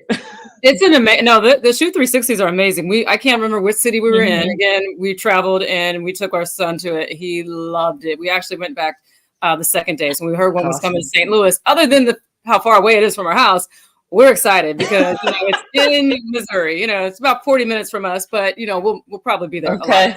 What's the location? I'd love to hear. We're in Fenton, so we're right at 44 and 270 in that warehouse district. If you want the address, 2045 Hitzert Court. Good to know. No, thank you. Yes. Yeah, absolutely. We're so excited. We're going to have a grand opening, grand launch party, soft opening, so we can make our guest appearance there. Absolutely. Absolutely. We're hoping to do friends and family opening. We're finalizing all of that stuff right now because we are still actually under construction. We don't have our floors being laid until next week, actually the following week. So we're tentatively saying April 20th will be that grand opening with family and friends, and then we'll hit the ground running right after that. So we've already got over 100 people in our database. We've got kids signing up online now to be in our database so that we can reach out to them and schedule their free assessment and workout. But we kind of plan to be hitting it hard and potentially having a waiting list. So What's it'll be a lot. We've seen the certain representatives from there at different gyms, so they're definitely out letting the parents know, the athletes know that it's coming, and those are amazing facilities. When you say science and technology, there's nothing like it. So I'm here for it. I love it. Thank you. I love it.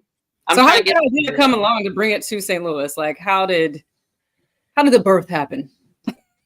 Yeah, so there are actually two incredible people, Rob and Lauren Powers. I saw Rob give us a little hands up emoji earlier, but they decided that they wanted to bring a franchise. Hadn't fully decided. There he goes again. Hey, Rob. Hadn't fully decided what exactly they wanted to do, but wanted a franchise of some sort. Their kids, their two sons are both actually athletes as well. One of them's at Millikan College playing basketball. And his wife, Lauren, just kind of wanted to get back into the working world. She had been a stay-at-home mom for a while and had a ton of experience in marketing and promotions and was tired of not utilizing her skills. So they ended up going through a bunch of different options of potential franchise locations, just of anything, really, not even just basketball facilities, but just any type of franchise. And one of his favorite sayings, Rob's, is, if I really wanted to make the money that I wanted, I would open a Chick-fil-A. But instead, I wanted to kind of impact St. Louis a little bit more. And that's where Shoot 360 came along. One of his sons, Glenn, and Blake, I think both of their sons, used the technology one time, and it was done from there because they love the science and technology behind it. But people come for the tech, but they stay for the people, and that's our biggest motto. Is we've got some great people coming in. We've hired some great coaches. Everybody's college player or former professional like myself, so we've got some good names in here coming, and it's going to be awesome. We look forward to it. Definitely look forward to it. Thank you. So do I. I cannot wait. Well, I look forward to taking my son. I don't play. I'm horrible at any. I can run fast. I ended up becoming a cheerleader in high school, and now I do the little radio thing. So, sports. I didn't make the basketball team. I tried. I was kind of slow. I thought I was good. Michael Jordan was like, he's all over my wall, and I'm like, I'm gonna make this basketball team. And sorry, guys, I can't keep up with you guys on the court, but I could cheer you on. You have so many other talents, and they're getting to you. So yeah, there you go. I love it. One thing I want to bring up before we call it an evening, with women's basketball and specifically with Sabrina versus Steph, the 3-point contest for the All-Star weekend. What are your thoughts on what her impact was just going against just Steph? I ain't gonna tell you what his skills, so everybody knows it. But what are your thoughts on how she helped the game of representing for women and all the haters and congratulators out there? Yeah.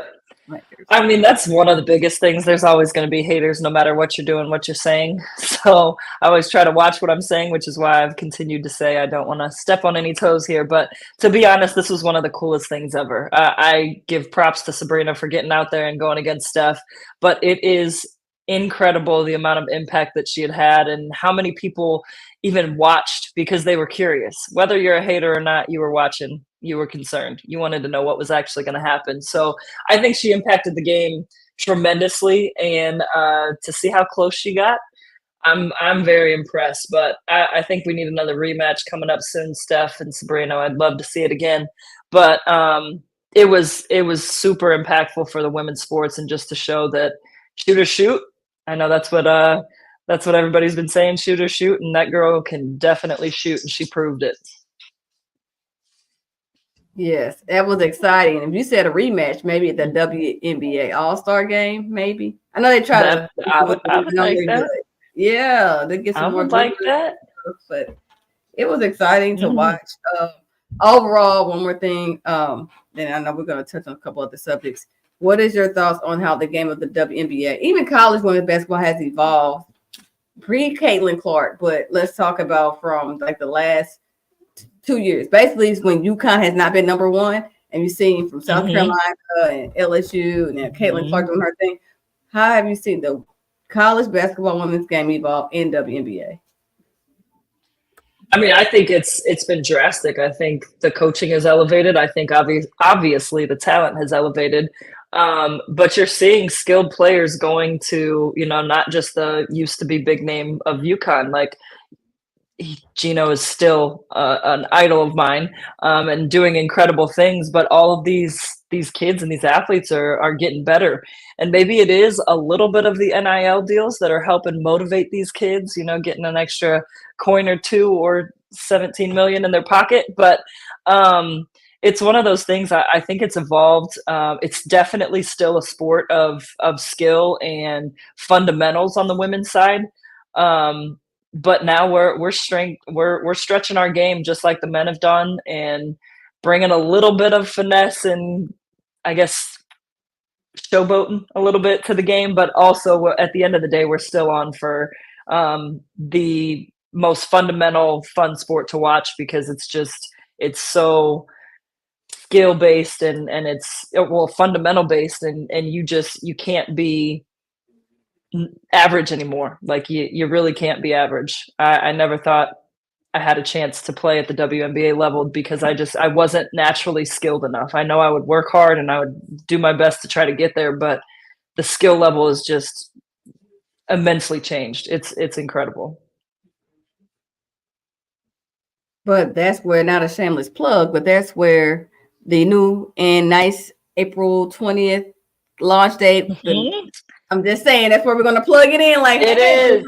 Skill set up there. Hey. I'm telling you, if I had that, there's no doubt in my mind I would have been a WNBA player for sure. But you can definitely follow us on our socials. We've got Shoot 360 STL on IG. And our Facebook page is Shoot 360 St. Louis. So make sure you follow us. Also, if you want to join the database with the rest of everybody, get on at shoot360.com/St. Louis, and you can sign up. There's a big red button that allows you to sign up for a free assessment. But get your kids in now, get your names in now, so that when we open, you're already in the database. Thanks for the plug. No problem. Perfect. I thought I'd take it a little further and get everybody involved. So thank you. Brittany, so we have a couple things that we usually do at the beginning of the show, but since you're going to stay on and finish the show off with us, you come in on the conversation. So usually I start off at, hey, what's in your cup? My cup is empty now, but that's okay. You get the point, right? And you know what? When I see you taking a drink, I'm like, man, she looks like she could be a model. Like the Stanley brand cup. Like, I'm just like, she looks like, I almost something to drink. Seriously, every time she's on that cup. You are way too sweet. Thank you. Well, mine's water. It is water. But when we use it, I will definitely take the compliment. No problem, hon. No problem. We just talk about what's the trending topic that had our attention. Like, even though mine is empty now, I can start off what was trending, from at least in my eyes. Joe Bo's favorite Cardinals baseball team.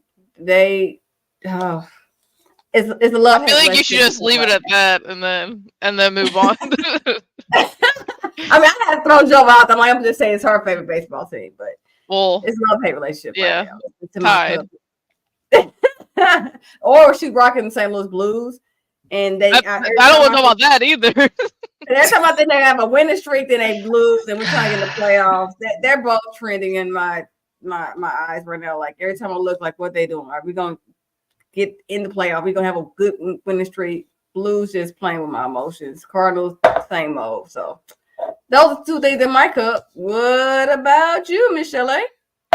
We got a video. So and maybe Coach Willis can contest. I know high school basketball, you don't really do replays, right? You get a bad call, you got to live with it. I think one that would have had me livid, I'm a sports mom, and being at the basketball games, the refs don't always get it right. And sometimes it could be one of those ones that can end the season, or it can make somebody else's season, right? So there was a basketball game, I think it was in New Jersey, maybe New York. I think Smoooth, you got the clip where the basketball was, I think it was like at the end of the game, there was like 0.4 seconds left. They made the shot. Well, they called it off. The ref said they didn't make the shot, but you go back and look at the videos, any of the videos in the gym, you can see they clearly made it. And it was either them going to state or the other team. So do we do replays in high school?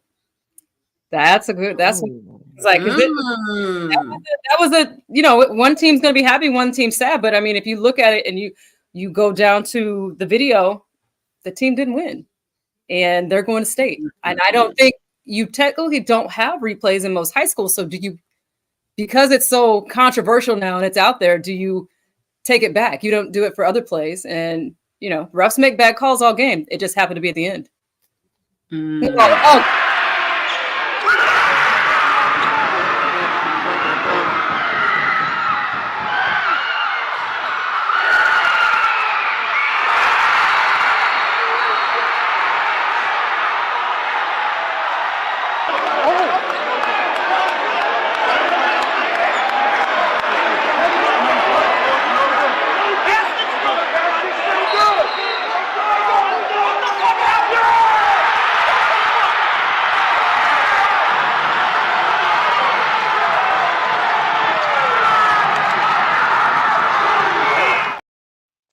Eats my soul every time. Painful. I don't even know what the hell just happened. That was wild. There's a lot going on in that video. Well, the team that actually, the referees got together at the end of the game to talk about the last play. It was a very quick bucket at the end where they made the layup, but they said the time didn't count. They didn't make the layup. If you go back and you look at the clock, they did. So they should be going to state. It went in. And they should be going to state. The ref said, nope, you didn't make it. The other team's going to go. Heartbreak. Yeah. Yeah, I have no Especially words. some of those kids aren't going to, as seniors, you're not going to go on and, play for D1 or any type of school, honestly. And I mean, shoot, I know my senior year in high school, I knew I was going to play a little bit of softball in college. That didn't last long. And I remember the last game we lost in my senior year. I was crying. I don't cry, but I was crying because I knew like that was the best it was going to get. Like, honestly, like whatever you were saying earlier about, like you're not just an athlete. Like that was me from birth until literally like my freshman year of college. All I knew was baseball, softball, baseball, softball. My entire family's that way. I was always like that. And even now I still love playing catch with my husband and, swinging the bat, pretending I'm playing and whatnot. Like I'm over it now, whatever. But it's just like some of those kids, like they're not going to have the opportunity to move on and play for something. Watching that video made me sad. Yeah. That was in. That was in. Smoooth said, "Ladies' night at the batting cages." I'll be down for that, and I'll show you all what I was out back in the day because I can still swing it. Okay, I can still swing it. So I did play a little softball, Joe. So I'm kind of game for that, but it was in middle school. That was the one sport I was actually kind of good at in middle school. Middle school. Man, but it all counts. Like right, Joe. The most softball I've done, besides school, even a PE teacher. I did take a softball theory class in college. That's a class? Yeah. I'm sorry, I didn't mean it. So yeah, in college I didn't know what I was going to do. I changed my major 3 times and I was going to minor in coaching. And I don't know why I wanted to minor in coaching because my college coach said, "Oh, you're going to be a coach one day." I was like, "No, I'm not." And since I was on the minor track for coaching, I had to take these like theory sports like type of theory classes.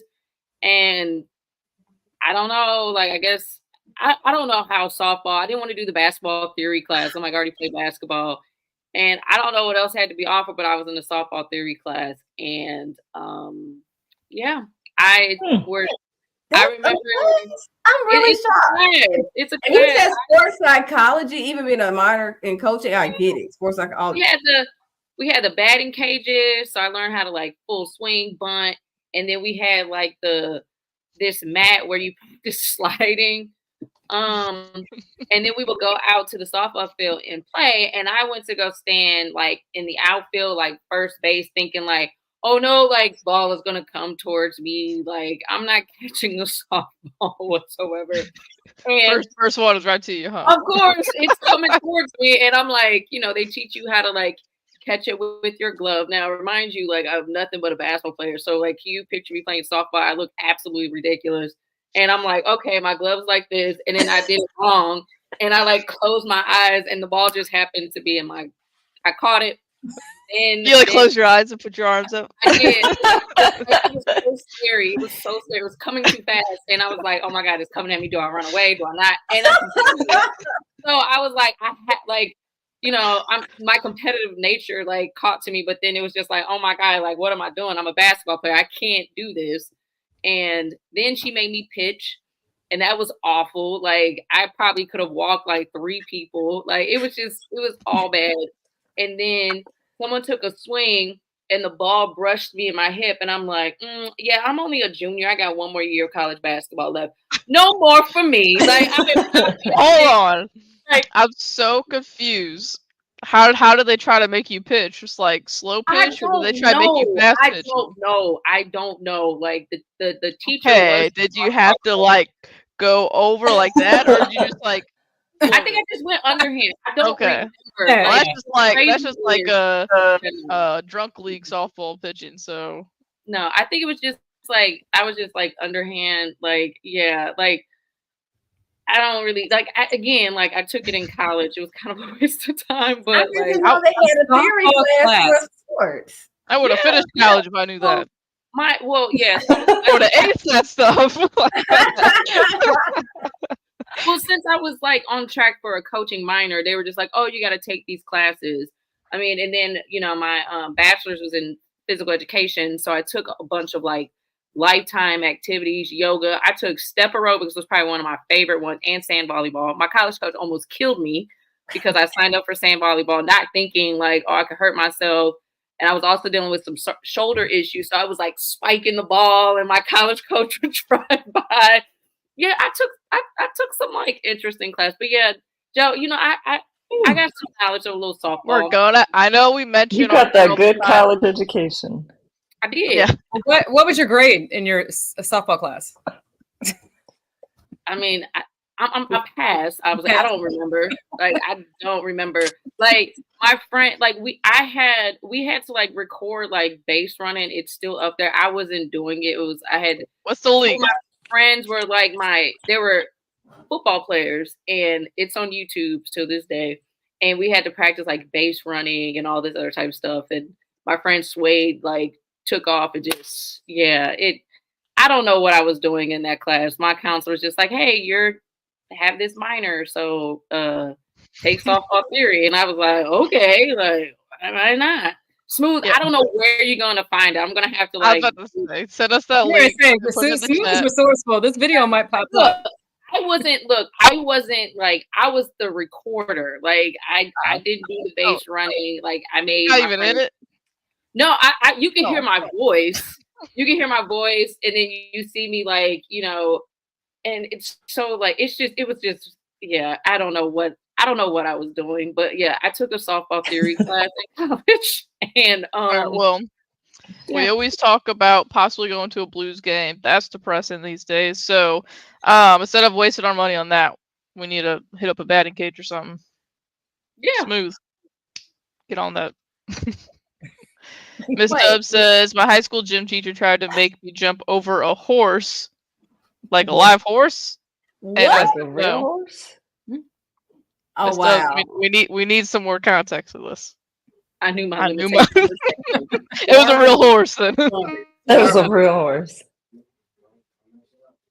That's wild. Where did they have horses? That's not nothing normal. Oh yeah, hanging out.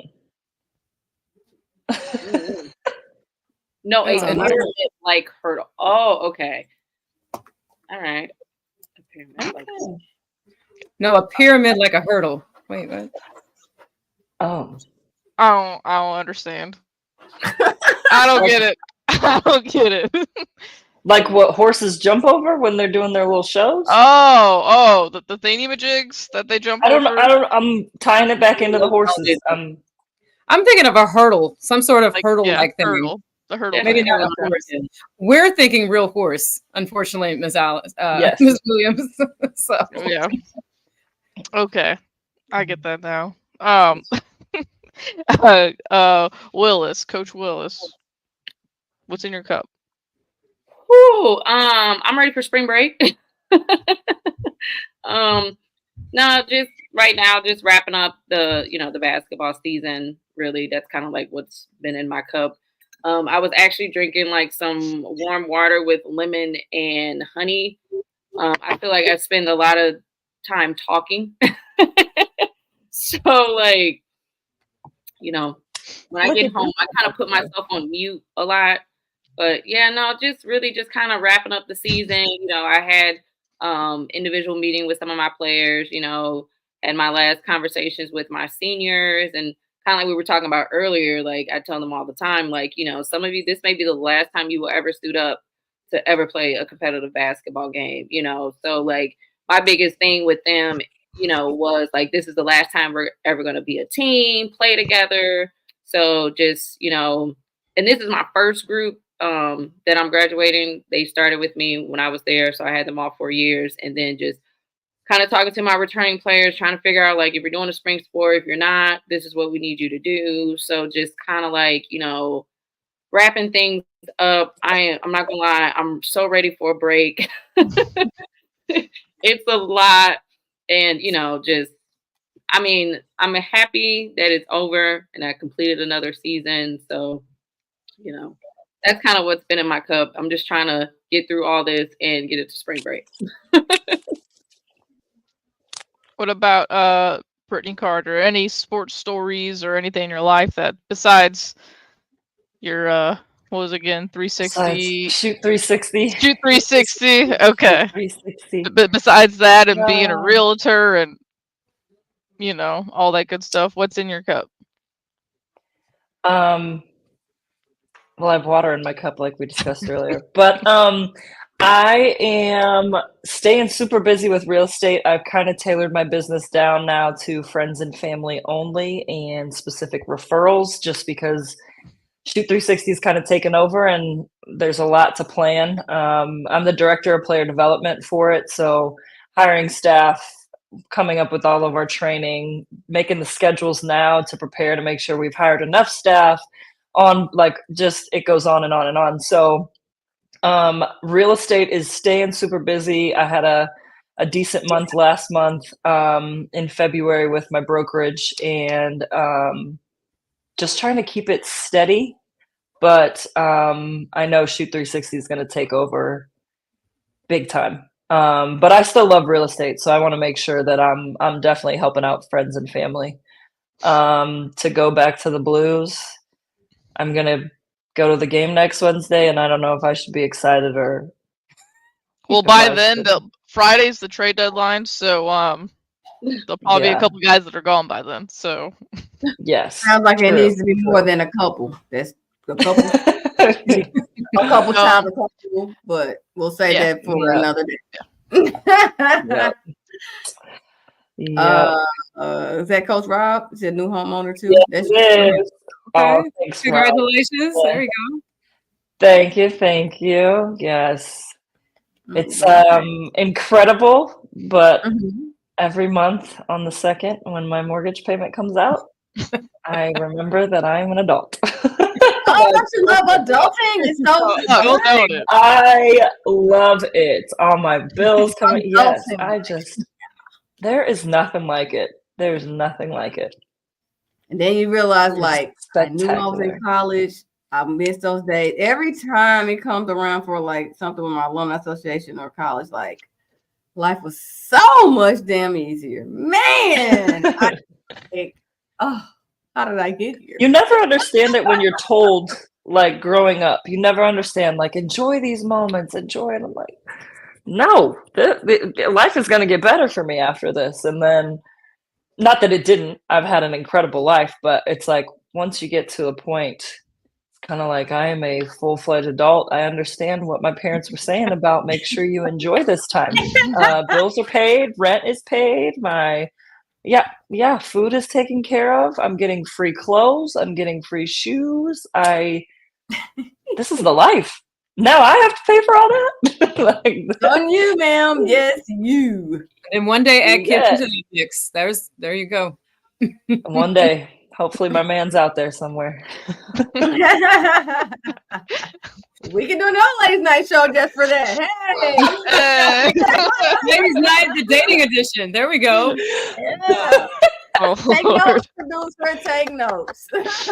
Oh my goodness. This has been so much fun, Brittany. It was so It has been a blast. We learned a lot. I'm excited for you and Shoot 360. And just it seems like the sky's the limit for you. You got so much more you'll have to offer. You've got life outside of basketball. And thank you so much for sharing your story. And keep blazing trails. There's so much more I know that you have in store for us. I can't wait to hear about it. Thank you, ladies. It has been awesome. Very honored to be a guest tonight. So I appreciate it. Mm-hmm. Oh, we still have one more segment? I thought we were done, you all. I'm so sorry. Who run this? Y'all remember that? We just started that? It's for anybody, I guess, you all. I thought we were wrapping up the show, excuse me, but we do a segment we just started called Who Runs This? If you were a commissioner or CEO of a league, what would you do differently? So this is for anybody to chime in. I mean, at this point, we already talked so bad about MLB and their uniforms. That's such a given. So I'm going to stay off of that. I mean, I guess it depends besides the fish you want to be on. If you like seeing see-through see-through uniforms on men and certain body parts, sure. But then when they see-through guys.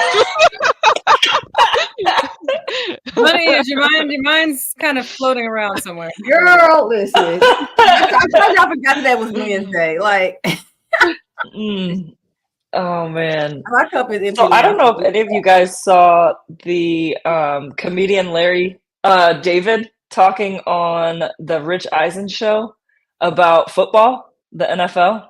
They made him the commissioner for a few minutes, and they were like, "What would you change about the game?" And it was actually he's kind of on point there. He was talking about the kickers, right? So he said, how can we have it that it is determined in a game that somebody who didn't, no offense kickers, but didn't have the hard blood, sweat, and tears throughout the game, getting beat up, can determine a game by missing a half an inch to the right or a half an inch to the left. This is his words, unskilled or non-skilled football player decides the game. Or they used to have with the coin toss, and whoever wins the coin toss in overtime basically wins because the other team doesn't have a chance to tie it again. But he was like, I would get rid of the goalposts, and I would tell that there's no goalpost at all. There's no field goals. You can score touchdowns, and then you can only have 2-point conversions. Or he was like, you could maybe go to the 6-yard line and get 3 points. He was like, we could take it back further and further. But he said, kickers are stupid, basically. So is he eliminating them completely? Kickers completely. Oh, yes. And then he said, he just changed the whole game. And then he said punters would be on, they would have a 2-year contract left because punters are unnecessary as well. They could just always start after a touchdown at the 35-yard line. But the only reason I think he's onto it is you have had people literally get beat up nonstop, going hard at each other. And then you've got this little guy whose leg can go up to the ceiling, but just kick the ball and decides if they win or not by 1 point. And that would be very depressing if I played football, that I just busted my tail and have bruises from toenail to my head, and you just lost us the game because you couldn't make a field goal. But when they lose those games, they get death threats for weeks. So I guess it kind of Exactly. evens out. So So why don't we just eliminate them, save their life, yeah, save a little more money, and their families. Right. save their families, like, because that was the other thing. It's like these 160-pound men are out there kicking the ball while there's 350-pounders banging at each other all freaking game. So I don't know. He was somewhat onto something there. Somewhat. He made you think. Right. It did. But this was the question with the rabbit hole that you guys had me going with. Oh my gosh. It was the only question I could be prepared for today. And I was thinking NIL deals. I was thinking hockey. I was thinking soccer. I literally was all over the place today trying to figure out what the heck I would change or what sport. But we'll stick with football. I'm going to go with Larry David on this one. Love Not some bad. Larry David. He's on to something, but I can't get rid of the kicker. I like the controversy at the end. Oh, he missed it. Yes. Okay, great. I get that. Unless it's my team, then I that. want him to make it, obviously, but Mhm. but he's on to something. He is on to something. It may be a secondary sport. Yes. Just kicking field goals. So not entertaining. So not worth my time. No, it's not. But I even feel the same with like a last play. Like they need this touchdown to. I would still be like, oh, he dropped a pass. I don't really need to be like, oh, he hit the goalpost. Like, I don't know. Maybe it's just me and Larry, but Larry. Larry. We're on a first name basis now. He had a good idea, so. Well, Miss Chalet, you have something, a certain sport that you would change, or what would you change in? I kind of talked to my husband about this earlier because I don't know what I would change, but it was, I think we talked about maybe implementing professional athletes from being able to do like rugged type activities. If they're paid and they've got to be on, football every weekend, baseball, no riding ATVs, no doing extraness, fireworks. Just, I don't want to take away their fun, but when you're getting contracts, you're being paid for certain things, maybe you need to be more coherent about some of the activities you partake in, and they should maybe put some sanctions or limitations on some of those activities until they get out. When they get out of the professional or whatever it is that they're doing, they're being paid for, then go out, play fireworks, go ride ATVs, you want to jump out of a plane or whatever the case is, go ahead and do that. But I feel like some of these athletes and their agents could probably put it on their contract. Like I know this was a topic a couple of years ago when Fernando Tatis Jr. Smooth, you can put in the chat. I can't remember what he broke, but I think it was ATVs or something in the off season after a really good rookie year, and he broke a bone, I think, and then he missed some time, and everyone's like, "What an idiot! You're getting paid millions of dollars, and you're doing stupid stuff." But I mean, unless it's in his contract or something, then he's gonna live his life, I guess. And I can't think of say I had it in a few of my contracts. Oh, okay. I had to get approval for outside activities. Well, good. Do they put it in all contracts, or is it just no? It Okay. was just certain ones, but I had to get approval to. I actually did jump out of a plane. I know you probably said that jokingly, but I did it. Wow! But living my life. I wanted to. So I went skydiving, but even we had in Czech Republic, I had to get approval to climb the tallest mountain. It's like a mount. It's not a mountain, but we had to get approval to climb the mountain to go see the sunrise because our legs were going to be tired from climbing the mountain. But I will say it was like 5 hours up and down of hiking. So it was a long time. I wasn't ready. Girl, that's a mountain. That's not a mountain. That's a mountain. 5 hours? No, it's a mount. It's just the way it was set up, and there was some snow, so we had to go around some places. It was. Then there's snow. But oh yeah. Yeah, we decided to go in the snow. It was beautiful once we got up there, but I was thinking like we're gonna drive an hour up the mountain and then climb the rest, and that wasn't the case at all. They didn't prepare us well, but I've definitely had it in my contracts. Yeah. And I will say I'm not making millions of dollars, and I never did make millions of dollars. So for them to think about it overseas on the women's side is So MLB interesting that they players don't and have. NFL players can, you know, if the team and the agent thought about it, then they could do it. Yes. We had a question from Instagram, Noble1893. Don't know if anyone knows who that is. Thank you for watching. Said, what would be the extent of outside activities? Outside activities was literally anything except for like walking to the grocery store. If I wanted to go travel to another city for a day, if I wanted to go climb the mountain, if I wanted to take a train, like I just had to get approval for everything. But ATVs, water sports, all that stuff was out. I was going to ask you about swimming because, you know, a lot of times, even with young kids in sports, they're like, you don't swim before a game the day before because you're going to kill your legs. Nope. So, yeah. It was literally anything outside of basketball. Say hi. Hi. So you can sleep. Hi, pretty girl. All right. Say hi. She's wearing an old school I-70 Series World Series shirt. I love it. Mia, your shirt is Yeah. so cute. Baseball. All right. Here you go. All right, say bye. Atari with a hat. What is? I can't read that. What does that say? Atari with a hat. K. That's my girl, KK Katari. She's the athletic director at Alverno College in Milwaukee, Wisconsin. First woman to do that role up there. So shout out to her. Thanks for tuning in. Hon. Congratulations. Yes, she's been doing some big things up there. Yes. So we got you. Did everybody say what's in their cup? Did I miss anybody? Oh, girl, we run this right now. I mean, hear, but you know what though? I'll say I didn't do it what's in my cup. So I'll do both of mine right now. Okay. You know what I mean? Yeah, long day. For my we run this, I'm gonna take it back to when we had the Towel Man on our show. I think it was just me and Smoooth that day. But I don't know if anyone knows the Towel Man, the guy that swings the rally towels at the Blues games every time we score.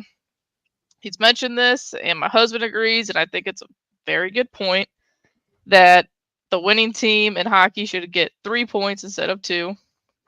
And I had my husband write this down on the phone because it's really hard for me to comprehend, but I agree with it. Okay.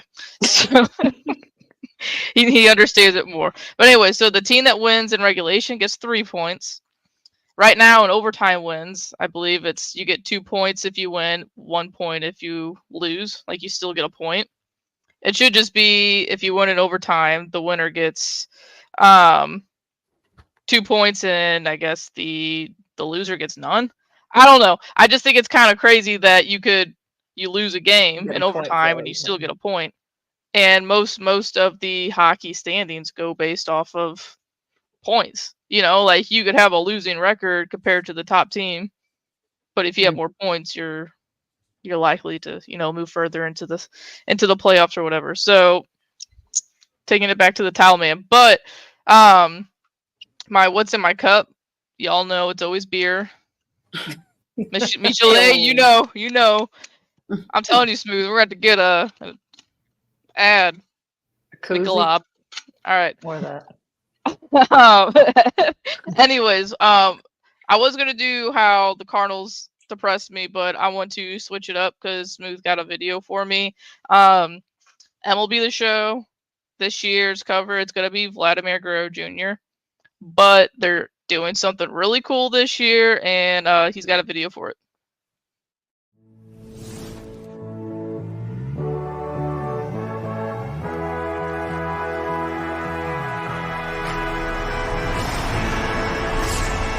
When it comes to big league dreams, no two are alike. Some want to swing for the fences. Some want to put on a show. Some want to perform when it's all on the line. And some want to change the game. And it's got the entire sports world taking notice. Whatever your big league dreams, they're yours to unlock in Road to the Show. Unlock your dreams. I like that promo. That's dope. That's pretty dope. Shoot, like I said earlier, like I've born and raised baseball in this like in my family. My whole life's been nothing about literally like set up eat, sleep, poop as a baby. Like it was like eat, sleep, poop, baseball. Like my entire life. So growing up, my dream was to be the first female to play in Major League Baseball. Obviously, I'm almost 30, and I got a wife. I mean, a wife, a husband, and a child, and 3 dogs, a big old freaking mortgage and bills. But man, that was my dream growing up. Was to do that. So now it's cool. Now I can dream about it. And on Road to the Show and MLB the Show. Who is she, Joe? Michelle Smallman. That's what Fred just asked. Who my wife is? Michelle Smallman. Deep. No. Oh my gosh. Honestly, I could probably give you a list. Anyways, hey, I got my list of female celebrities out there. I ain't even embarrassed or ashamed by it, okay? But anyways, Road to the Show, females, like that's cool that you can just, I could be Joanne Bovacani playing for the Houston Astros, and that'd be amazing. I know, right? We bring it into life, though. I'm just saying, as AI generated promo, we need that in real life. So maybe MLB take notes, just like we had talked earlier with Steph versus Sabrina. You needed some women out there in the All-Star game for MLB. Dope players. I think we mentioned that last time. It'd be cool. Like I know early 2000s at Wrigley, I think. Jenny Finch was there striking out Albert Pujols. Like that's, and Albert when he first came up, when he was prime Albert, that was cool to see. So maybe, obviously Jenny's doing her own thing now, but maybe, it'd be cool to see a college pitcher or even a hitter come out and do something during the All-Star game. I'm here for that. Yes. What we're gonna say, you all, before I let Michelle give her shout outs before we wrap this up. Anything else I missed? I know I'm all over the place and my brain's fried. It's Wednesday. Topic. No. Great. My boy Arthur gave me a shout out earlier. So what up, Arthur? He has a podcast as well. I forgot the name of it. And thank you for tuning in for everyone. And let me wait to do the promos for our show after Michelle gets her shout out. And again, also, I'll give you a shout out as well again, Brittany Carter, the other Brittany. Michelle, go ahead, honey. I think Smooth, you got some picks. There's a couple events coming to St. Louis, and they actually are sports related. So the Lou Next, done by I think Kennedy. I think he made a comment. He talked earlier. You called him a coach, and I know him by Kennedy. He's doing like a middle school all-star event. So there's an 8th grade All-American game, and then there's a 7th grade showcase game that's going to happen at St. Mary's High School on March 28th. So it's really cool because I've grown up with a lot of these young kids. I have 2 boys, so I'm a boy mom, right? So just watching and seeing some of these kids just still continue to play and come out and compete at, it's a middle school level, but these kids are really good. It's amazing to watch how amazingly talented some of these young people are. So I'm looking forward to this event. My son's actually in the 7th grade showcase. So just looking forward to it. It's going to happen again on Thursday, March 28th. So that's the Lou Next. Hoping to get him on the show real soon. And then the Rucka Puffa Slam, I think it's the 17th annual. Danielle Elizabeth is going to be coaching one of the teams. My girl Alicia Marzette is on one of the teams. So this is going to be really cool. There's a couple different showcases. And let me see if I pull this up real quick because it's in my phone. So they're going to have 2 events. There's going to have a women's a basketball game, a showcase game prior to a celebrity all-star game. They're calling it the Hood Celebrities. So there's going to be a Hood Celebrity game after the Ladies of the Lou game. So a bunch of women basketball players from St. Louis doing this event. So that's at Jennings High School, and that's going to be April 7th. So looking forward to that. So if you're looking for some fun stuff outside of just concerts and comedy shows, there are some good sporting events, like a non-professional, I guess you could say, coming. And I do want to do one more big shout out because I'm super excited about this. Again, you guys, I've talked about the middle school and kids sports. Shout out to the Lutheran North Middle School girls and boys. second year winning state at their ISLAM tournament about a week and a half ago. There's my son that I talk about a lot. So my mini athlete, Milton Proctor, and then the Lutheran North middle school girls and boys. They both went up there and brought that thing home. So congratulations to them. And this is their second year doing it. So can I ask a question? Yes. Why do boys never look happy?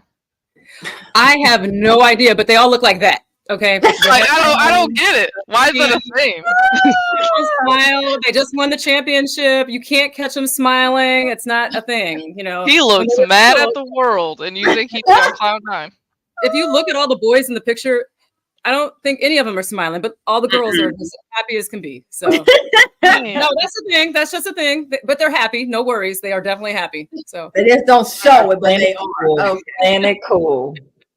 It's gotta be, yeah, they got to be cool with it, with their headphones and their hoodies on and 90 degrees. Yeah, they're in their cool era. Rob said, "Looking tough." Yes. So, I don't get it. Good question though. Thanks for asking that, Joe. I just thought that just go with the territory. If you're an athlete, you can't smile. At least if you're a male athlete, you gotta can't poke them a little bit on the sides to get them to smile a little bit. So yeah, but fun times to them. Congratulations. That's dope. Okay. Yeah. Yeah, ladies. Yeah, I know my brain's fried, so whatever I slip up or mess up, just who you telling? It's my brain fried. I teach all K through 5. My brain is fried. That's Michelle like said, life in this week. Life's been life. And I gotta do it all over again tomorrow. Like our kids are so ready for spring break. Like it is just and you are too. Yeah, so we just spent these last 3 days. Our second and third graders they had their performance tonight, but we had spent like 3 days just rehearsing. So like sitting in a space with all of our third graders and second graders for 1 hour is like overstimulating. It is just like overwhelming. And then like my kindergartens, they're ready for spring break. I think they're just extra tired. So yeah, you want to say like your brain being fried? This girl right here. Okay. Well, hopefully your brain gets unfried with the next couple of days. The weekend's almost here. Hopefully you get some me time. You ladies are dope. This was a great panel as always. Brittany Carter. Yes. Miss Carter, as Beyonce says. So thank you again for joining us. Had so much fun, learned a lot. You're awesome. Do you have any special shout outs or where everyone can follow you on socials? Absolutely, sure. You guys blasted my socials all over the place, but BN Carter _6 on Instagram, Brittany N Carter on Facebook and X. I almost called it Twitter. I'm not very active, so maybe don't follow me there, but that's also BN Carter _6. As far as Shoot 360, I gave you guys the website. Please go follow us on Instagram as well. Shoot 360 STL. But our website again is shoot360.com/STLOIS. Wow. STOUIS. Yeah. St. Louis. Brain's fried too. Yep. Hey. I think that's how you know. Hey, I said I had a wife, okay? So I think my brain's the most fried. You might win. You definitely might win. After my husband just came downstairs. We all saw him. We know he's not a wife. Brittany, is your middle initial N too? We have the same middle name, girl. We have the same middle name? That's crazy. I just spell it different. You do? Do you have an H in it? I have an H in it. Yep. So is it Nicole? Yep. I'm just guessing this here. Nicole. Okay. That's like a default middle name for a lot of people. Nicole. Like I know too many Nicoles out there as middle names, but that's. I have a cousin Nicole, and I'm Michelle. Michelle Nicole. I guess I don't know. It kind of went together. I don't because they call me. People call me Michelle Nicole sometimes. I get mixed up. Like there's not an M and there's not an N in Michelle, but okay. And depends on who's writing. If it's a doctor, Who's looking at it? probably looks the same. Right. Well, Thank you guys so much. April 20th again for Shoot 360? April 20th. Yep, April 20th. And get signed up on our website now. Can't wait to bring it to St. Louis. It's going to be freaking awesome. But I appreciate you guys giving me the time and the platform to promote not only myself, but the new brand coming. Hey. Yay. Thank you. All right, ladies, it's been fun. Platform Sports Talk Show. It's been great times, great laughs, great everything. My brain's fried. Facebook, Platform Sports Talk Show. IG, Platform Sports Talk Show. Roku channel, Platform Sports Talk Show. Hot 365, Platform Sports Talk Show. X, formerly known as Twitter, at 314 Sports Talk. Oh my gosh. If you have any guests you want to tell us about or you think we should have on the show, email us, platformsportstalkshow@gmail.com. This great, wonderful production is brought to you by Smoooth Productions. First Wednesday, of course, is tonight. Last Wednesday, the fellas on the Man Cave. Again, Roku channel, Hot 365. It's always hot. And last but not least, it's been a wonderful night. Good night. Woo!